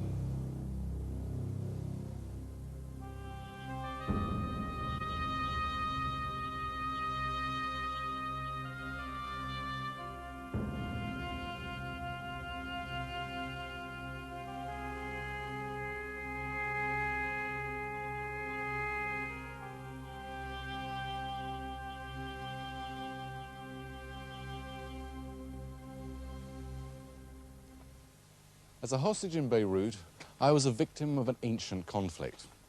In captivity, I read the Bible through twice. The battles fought there over the rights to the ownership of the land of Israel had a distinct relevance for me. But I've been discovering, making this series, that the past itself is actually a battlefield. So far, I've been told that despite what it says in the Bible, the evidence indicates that the Israelites did not come from Egypt and conquer Canaan, that they emerged from the local population, and that there is no trace of a city in Jerusalem in the days of David and Solomon. The reason why some people don't accept that there was a Solomonic city in Jerusalem in the 10th century is because it's in the Bible. The Bible is suspect. Jerusalem was probably a very poor village. For many Israelis, the Hebrew Bible is the constitution of the modern state, and to question that, it's questioning Israel's right to exist. Jerusalem, where there's almost no evidence for the 10th century. To speak about evidence, the absence of evidence, as proof is ridiculous. Don't use the Bible. Leave the Bible at home, please. You can come back to it later. If you work without the Bible, all you're left with is dry bones and pots and pans. Who wants it? The row over what is and is not true in the Bible can really wreck people's lives. That's why I've come here, to King Solomon's mines.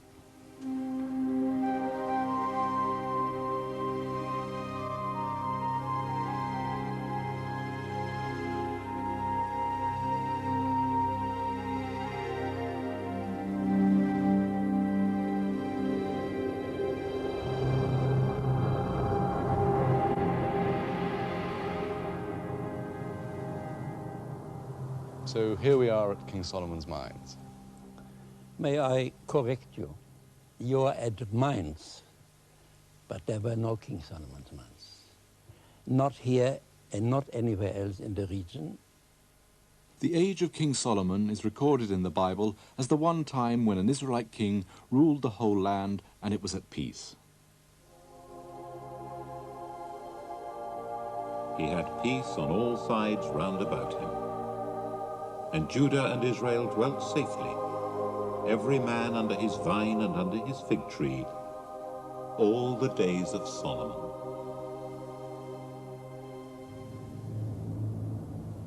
Benno Rothenberg began the process of undermining the myths when he excavated Timnah at the southern tip of Israel. The mines here were supposed to give Solomon his fabulous wealth. And of course, King Solomon's mines is a wonderful story. You look at a shrine or a temple built by the Egyptian mining expeditions. This is not 10th century, this means Solomonic. This is 13th, 12th century. late bronze pottery.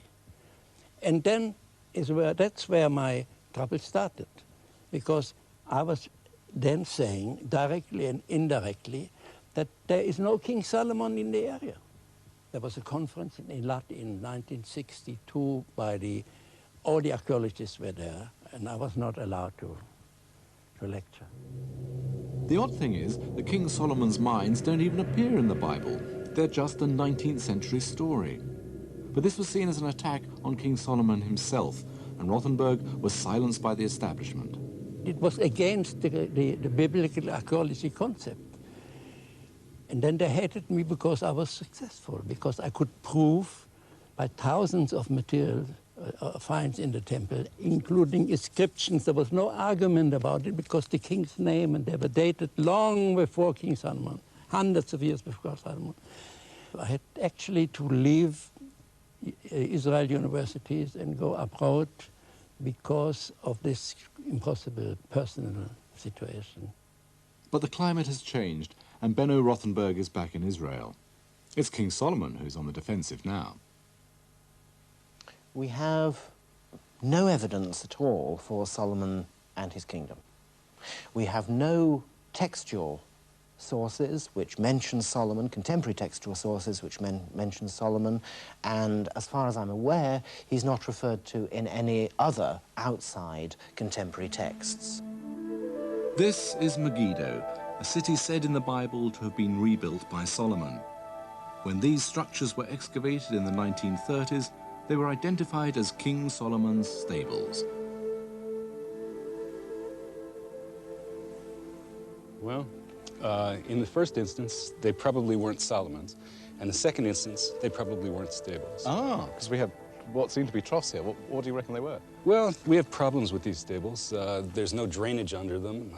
There's no way to bring the requisite hay, the requisite water up for the horses without an intense investment of labor. And most of the troughs are incomplete. They're broken on the ends. They have channels cut through them. This particular trough even has weights associated with it. Right. So how can a clever archaeologist explain this site? Not a single horse bone has come out of this site so far. So what we're looking for is some sort of viscous liquid that would not leak out of the broken troughs. Right. Presumably something that needed to be pressed into patties, something that could be processed in one of these troughs and cut into perhaps cakes, removed for export without clay vessels. Something on the order of opium comes to mind to me. So the ancient Israelite kings, if they were Israelites, were basically drug runners, you reckon? That's my wish fulfillment scenario, yeah. I really hope that that's the case. But we do have evidence for the export of drugs from this area during the heyday of the Assyrian Empire, so that it's not entirely fantasy. There were certainly poppies in the area. They are shown on later Jewish coins. If it wasn't Solomon, who was it then? Who built this? Well, this particular unit, these stables, come from a period that is generally assigned to the 9th century BC, contemporary with Ahab, more or less. I happened to be at another excavation the next day, the ancient city of Hatzor, when they discovered something very surprising, at a level of the same date as those stone troughs. See, that's a nice one. It's a pity it's here. I'm gonna look. I think we only found one of these in all of the years of Hatzor, but this is more beautiful, but we will not clean it now. We'll take it outside. Could it possibly be a pipe? According to the Bible, King Solomon rebuilt 3 cities, Gezer, Hatzor, and Megiddo. In the 1950s, an Israeli archaeologist found these complex gatehouses in all 3 and announced they were King Solomon's gates. This is the one at Hatzor. And this at Megiddo. But King Solomon is having this gate confiscated. So, David, this is the King Solomon's Gate, as it's called, here at Megiddo. Is it really his gate?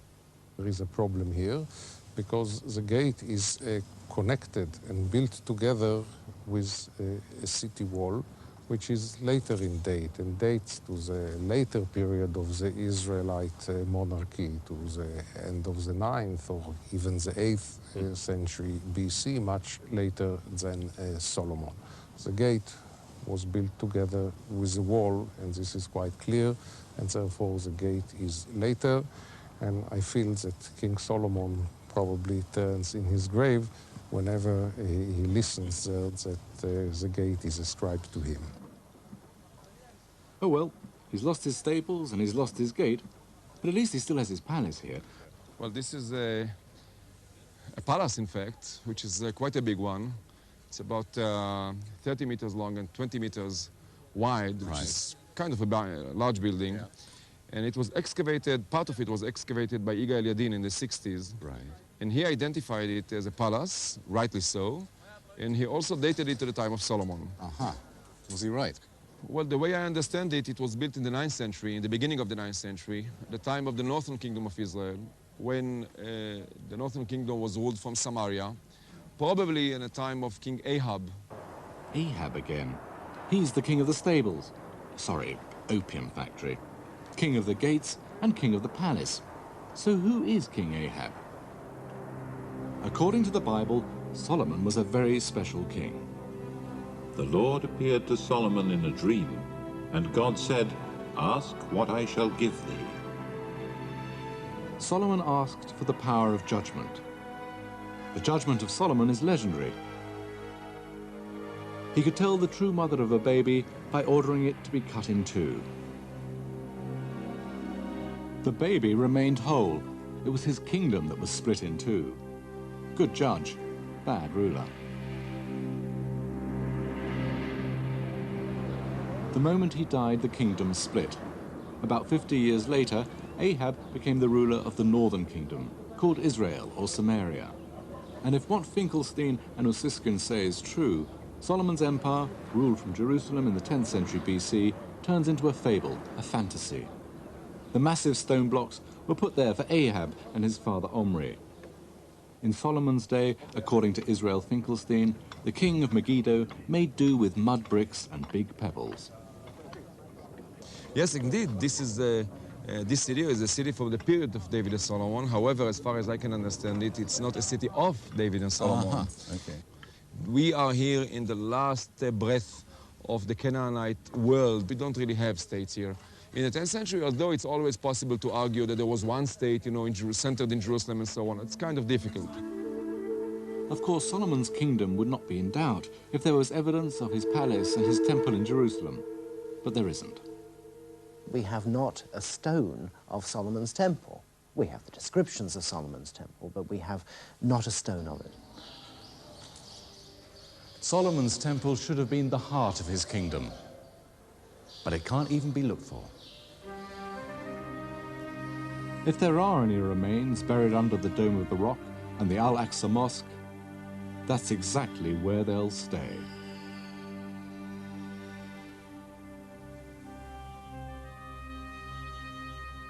What exactly convinced some archaeologists that the fine buildings that had been thought to be Solomon's really belonged to a later period? The answer is pottery. Up until 1990, it was believed that if you found this kind of pottery on a site, you were looking at something made in the days of King Solomon. Why? Well, mainly, apparently, because it was found in the remains of buildings which everyone thought were built by Solomon. But in 1990, David Ussishkin began to excavate at Tel Yisrael, a few miles from Megiddo, the summer palace of Ahab and his wife. Jezreel was the main fortified, main fort of King Omri and King Ahab. It was obviously their main military center, and one can see that it's built on a very dominating position, dominating the main road and the valley of Jezreel. These are the first Israelite kings whose names appear outside the Bible.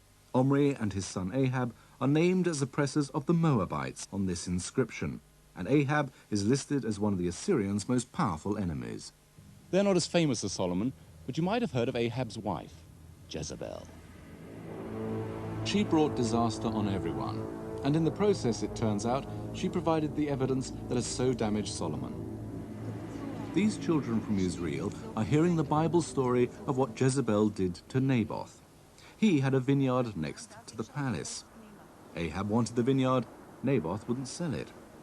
So to cheer up her husband, Jezebel had Naboth executed on false charges, and the king was given his property. Not a nice person. There's no vineyard to be seen now, but there is evidence that there really were vines next to the palace. When archaeologists excavated the site, they found here in this cave containers for wine, old wine vessels. And the theory is that behind me here they pressed the grapes, the wine ran down across these stones, they collected the wine and then stored it in there. The Bible records a sense of outrage. About a month later, Ahab was killed in battle, and soon after that, Jezreel was destroyed, along with Jezebel.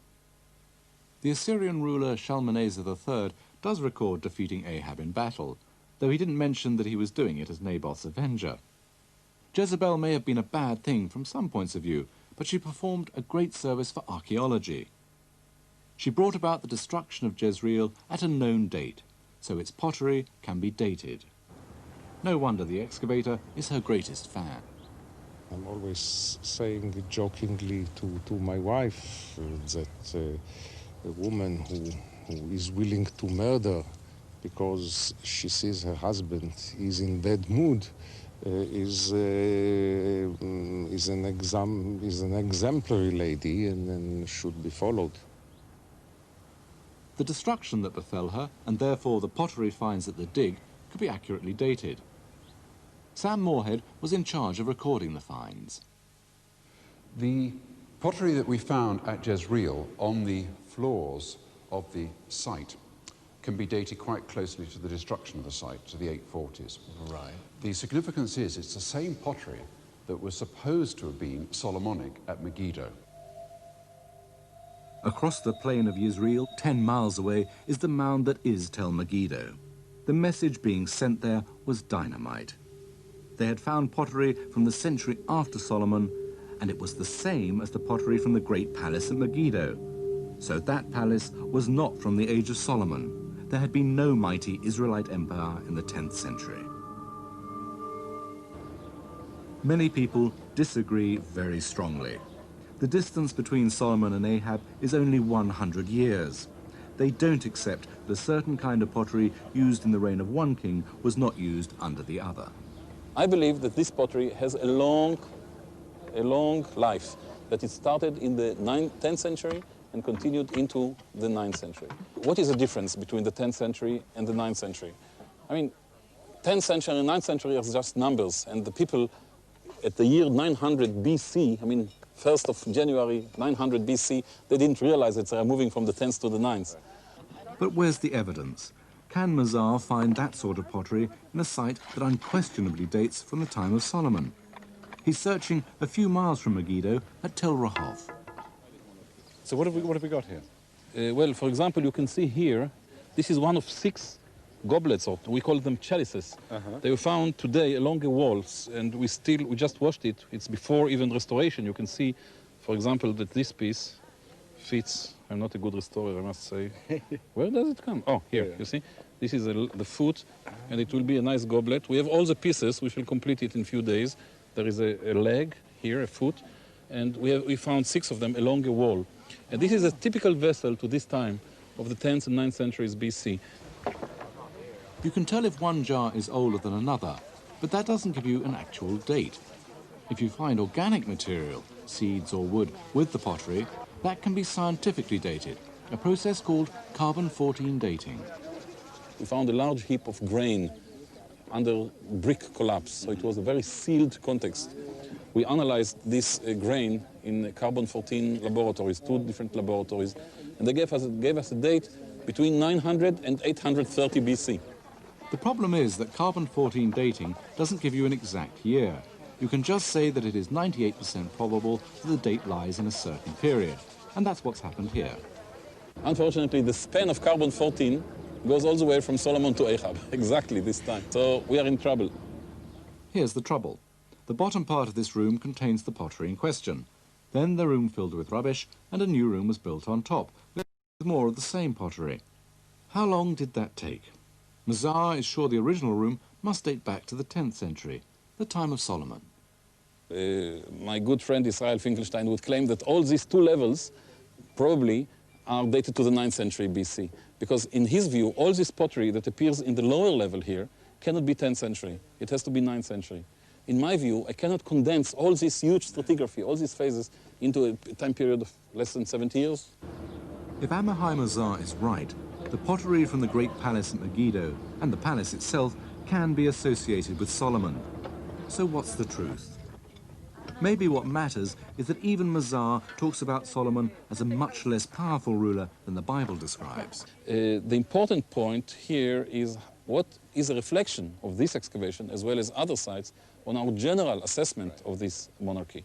I, for example, don't believe that it was as glorious as it is described in the Bible. Definitely not. It was much smaller and much less glorious and strong than we may imagine by reading the stories about David and Solomon.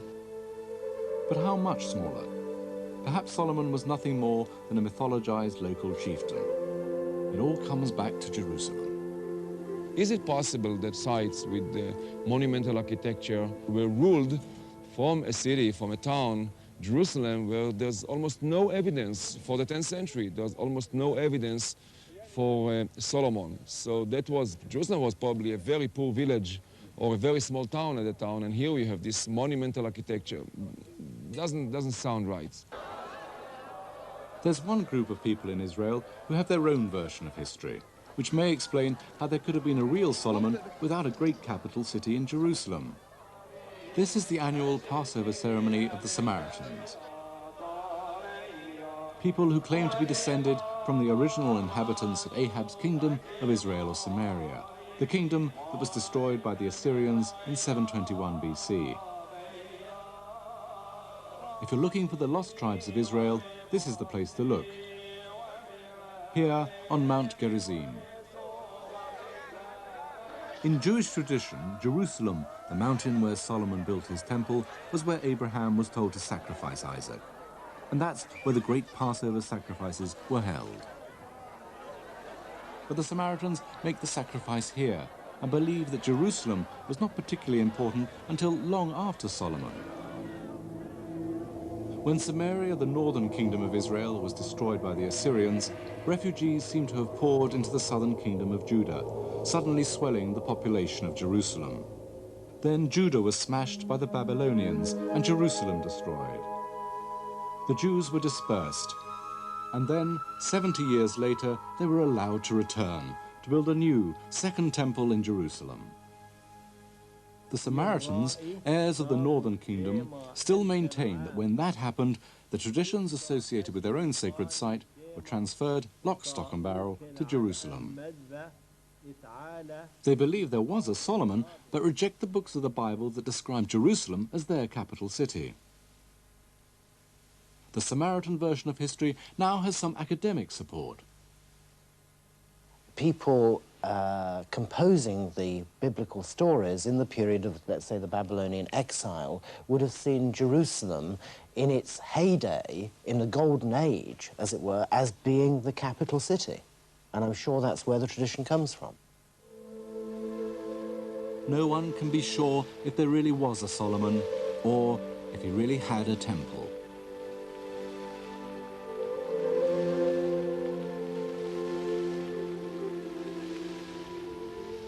This is the Shrine of the Book, built to celebrate the Dead Sea Scrolls. Until they were found, the earliest version of the Old Testament was 1,000 years old. These are 1,000 years older than that. But stories such as Solomon and his temple belong yet another 1,000 years back.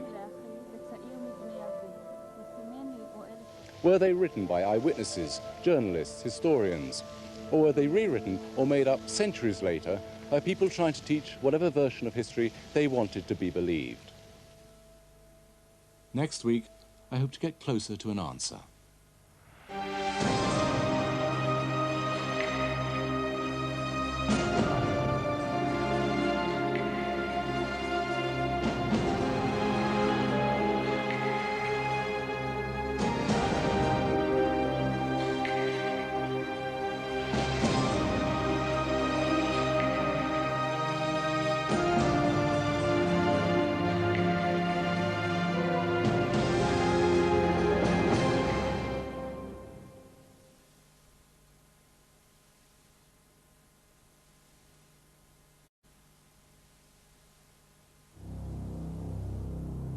the law of God.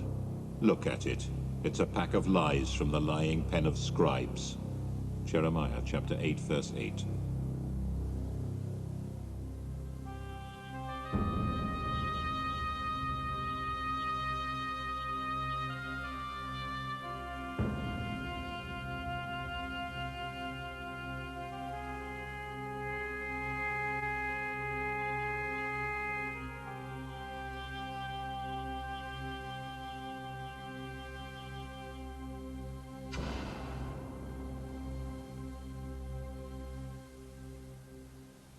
In this series, I've been trying to find out what lies behind the biblical story of the Israelites. That story created passions that are still very much alive today. I should know. It was taken as a literal truth for most of the past 2,000 years. But recently, some scholars have been saying that it's a complete invention from start to finish and nothing to do with historical truth. In this program, it's time for me to try and find some sort of an answer.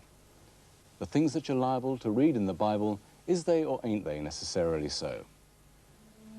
The State of Israel exists in the framework of biblical history. It was established here rather than anywhere else because here was the Israel of the Old Testament. It had to struggle for existence then, and it still does. Uri, here we are, we're very high up, looking down in both directions. What are we actually looking over? Very simple. What we are seeing here, Syria. There has been a state of war between Syria and Israel for more than 50 years. Uri Tzeltzion, an Israeli, lives on occupied Syrian land in the Golan Heights. When was the bunker built, Uri? This bunker was built after the 6 Days War in 1968. Has this bunker ever been used in anger, Uri? Yes, in 1973, this bunker was under a big fire by the Syrians. Now, what we can hear here, this is the real battle in 1973 in the Valley of Tears. There was a huge tank battle between the Israelis and the Syrians, and you can hear the actual fight. So this is the real recording of the time? Yeah, this is the real recording. The ancient story of Israel, the Bible, is very important to me, but I look at myself as an Israeli and a Jew. I can be non-religious and not believe in nothing, but it's part of me. Nobody can help it, you know. I'm part of the Jewish family or the Jewish nation, or whatever. And the Bible for me, okay, it's not like for a religious person, the Bible, but I can read it, and it's a good history book. The history of ancient Israel, as told in the Bible, is now a roller coaster ride in Jerusalem. Thrills, thrills, and the wrath of God. The Bible says the Israelites were freed by God from slavery in Egypt and dedicated to his worship, conquered Canaan. Ever since then, the flame of faith burns here, and King David built his capital right here. That ancient flame, the flame of faith, burned on in the temple built by Solomon on this very hill. The story I have been discovering is very different from the one in the Old Testament. Canaan was an Egyptian province. The British Museum's display concerning Canaan is full of Egyptian objects found there. Around 1200 BC, Pharaoh Ramesses III had to defend Egypt from waves of invaders from the sea. Whole populations were on the move, including the Philistines. Egyptian control fell apart as Philistines settled in Canaan. In this period of chaos, people, apparently Canaanites, settled with their animals in previously empty land up in the hills. These people called themselves Israelites. We have no evidence that any of them came from Egypt. But they did choose not to eat pigs. Eventually, by the 9th century, the Kingdom of Israel emerged, where Canaanite gods were worshipped, but where the main god was called Yahweh. Jerusalem was not in that kingdom. It was further south, in a less developed region called Judah. So why does the Old Testament tell the story it does? Why and when was it written? The oldest traces of the text are in the shrine of the book in Jerusalem.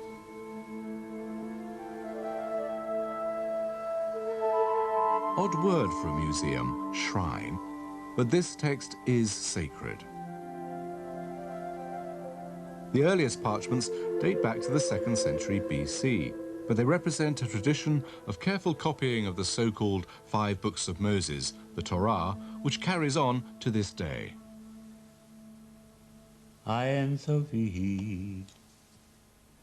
Every word has to be sounded out loud before you write it, and every letter has to be sounded out loud as you write it. The text itself of the Dead Sea Scrolls, in fact, is identical.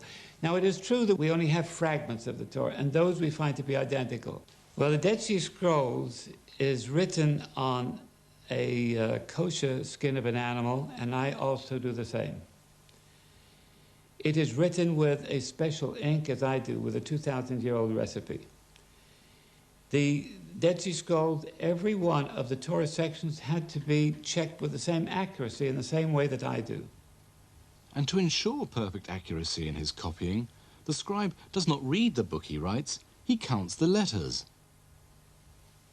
His job at the end of writing every part of his Torah, every section as he does it, is to count it and make sure that no letters are out. He has to then, once he's finished the writing of the entire scroll, again, count it from the very beginning to the very end.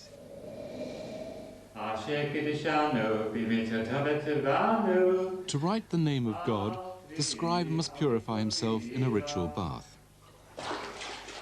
Such baths were also used by the scribes who wrote the Dead Sea Scrolls. But how far back does the copyist tradition go? To the time the books of the Bible describe, or just as far as the Dead Sea Scrolls themselves? The Bible old and true, or not so old and false? It does contain some accurate detail of life as it was many centuries before the scrolls were copied out. My translation of the Bible says, "Now there was no smith found throughout all the land of Israel. All the Israelites went down to the Philistines to sharpen every man his plowshare and his axe. And they had a file." Apparently the word file there was a guess.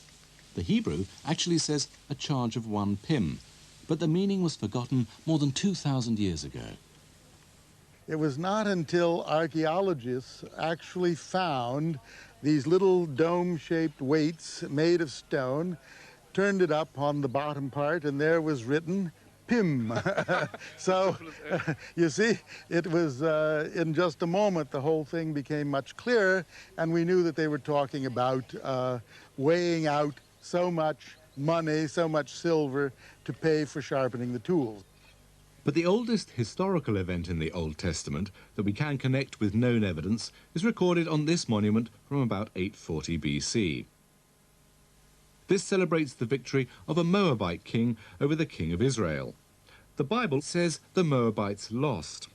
This looks like history as we know and love it, biased accounts of real events. From then on, the history in the Bible is echoed in documents from a new empire, Assyria. Assyria made art of savagery. Prisoners being flayed alive, vultures carrying human entrails, piles of human heads.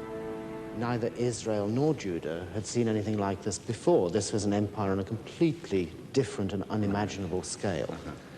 With very different policies. When you're dealing with the Egyptian empire before, you're dealing with paying off in terms of tribute, taxation, this sort of thing. The Assyrians were completely different. They came into this area, if you opposed them in the slightest, they came down on you like a ton of bricks.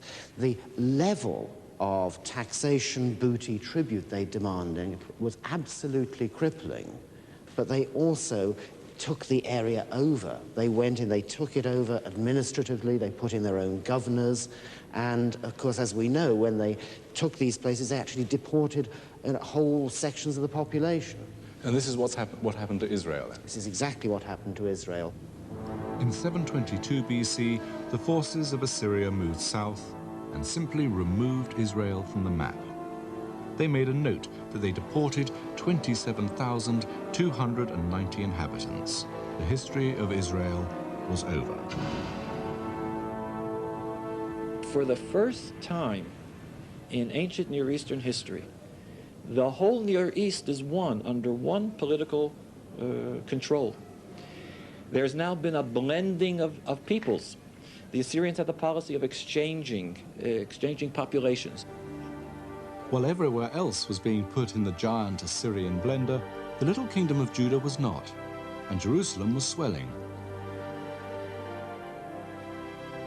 Refugees came to Jerusalem. I mean, some historians suggested that refugees from the northern sister kingdom of Israel came to Judah after those people were conquered by the Assyrians under Sargon II. And part of the people there were exiled to Assyria, and part fled and even were invited by King Hezekiah, as is written in the Bible. After 722 BC, all the states of the Near East had been crushed. But Judah decided not to submit.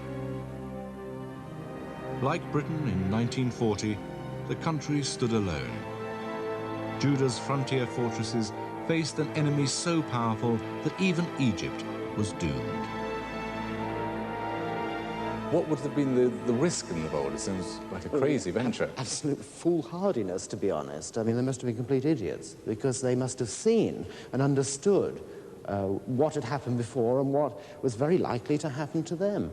I really don't understand myself why they opposed the Assyrians in the way that they did. Perhaps, like the British in 1940, they believed this was a war between good and evil, and they had no choice.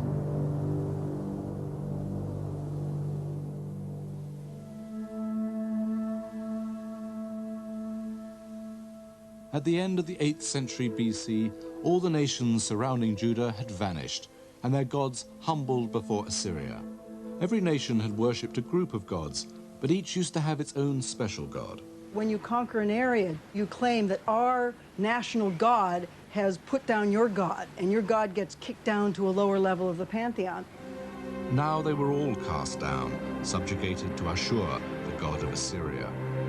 Not only Judah stood alone, so did its leading god, Yahweh. Drawing his wagons into a circle, King Hezekiah shut down every place of worship outside Jerusalem. No gods could be worshipped except Yahweh in Jerusalem's temple. The attack came in 701 BC. This is Lachish, a key Judean stronghold about 25 miles southwest of the capital, Jerusalem. It was probably the second most important center in the kingdom. The Bible records its fall to Sennacherib, and so did Sennacherib, in a huge wall carving in his temple at Nineveh. There you can see the advancing troops, the battering rams, and the huge ramp they built to scale the city walls. This is the ramp. Once this city was taken, the kingdom of Judah was reduced to Jerusalem and really not much more. Sennacherib said the king of Judah, Hezekiah, was shut up there like a bird in the cage. The cage was well prepared, with a secure water supply, and Sennacherib could not break in. But Jerusalem was now all that was left of the kingdoms of Israel and Judah. Your country is desolate.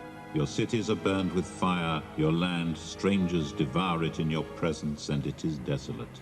If the God of battles had not left this very small remnant, we should have vanished like Sodom, like Gomorrah. But this remnant was still there, burning with defiance. Under a new king, Josiah, in the 620s BC, Judah's rejection of foreign gods was redoubled. Anything relating to gods worshipped by the Assyrians was destroyed. Yahweh was not like the other gods.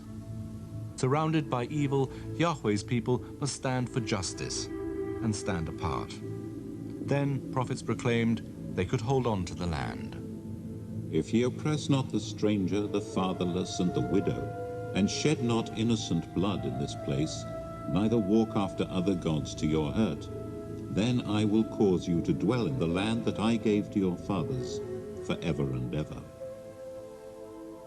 At that moment, 100 years after the fall of the northern kingdom, a book appeared.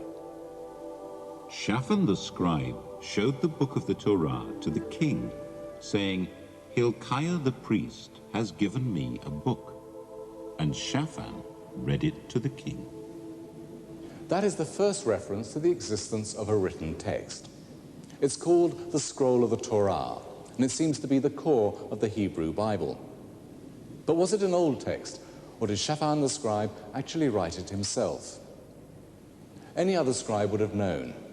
It's amazing what one scribe can tell you about another. Eric Ray has never seen this 19th century scroll before. I see here that the top of the Aleph is raised a little bit to point to God, to say we are being blessed by God. That was only being done in Czechoslovakia, and I see that here in the script. But then in Czechoslovakia, you would have an angle, and the angle changes when you go to Poland. Is it telling me that this is a Czechoslovakian scribe? He's writing in Poland. The next thing is I look at, and I see, if you look on the side here, you see that the shin is slanted in this way, which means that to do that, you have to be away from the table, telling me this is a fat man who is writing. And then I see that there are big spaces in some of the words between the letters and not in others. This would not happen with a short man who can see very clearly and keep them all together. So we know he's a tall man with a belly. So this gives me a whole background on who the scribe was. This is the seal of a scribe from about 620 BC. He would have seen the scroll that Shaphan took to the king and drawn his conclusions. He was Jeremiah's own scribe. Actually, that seal of Baruch, the scribe of Jeremiah, wasn't discovered at an archaeological site. It was bought from an antique shop.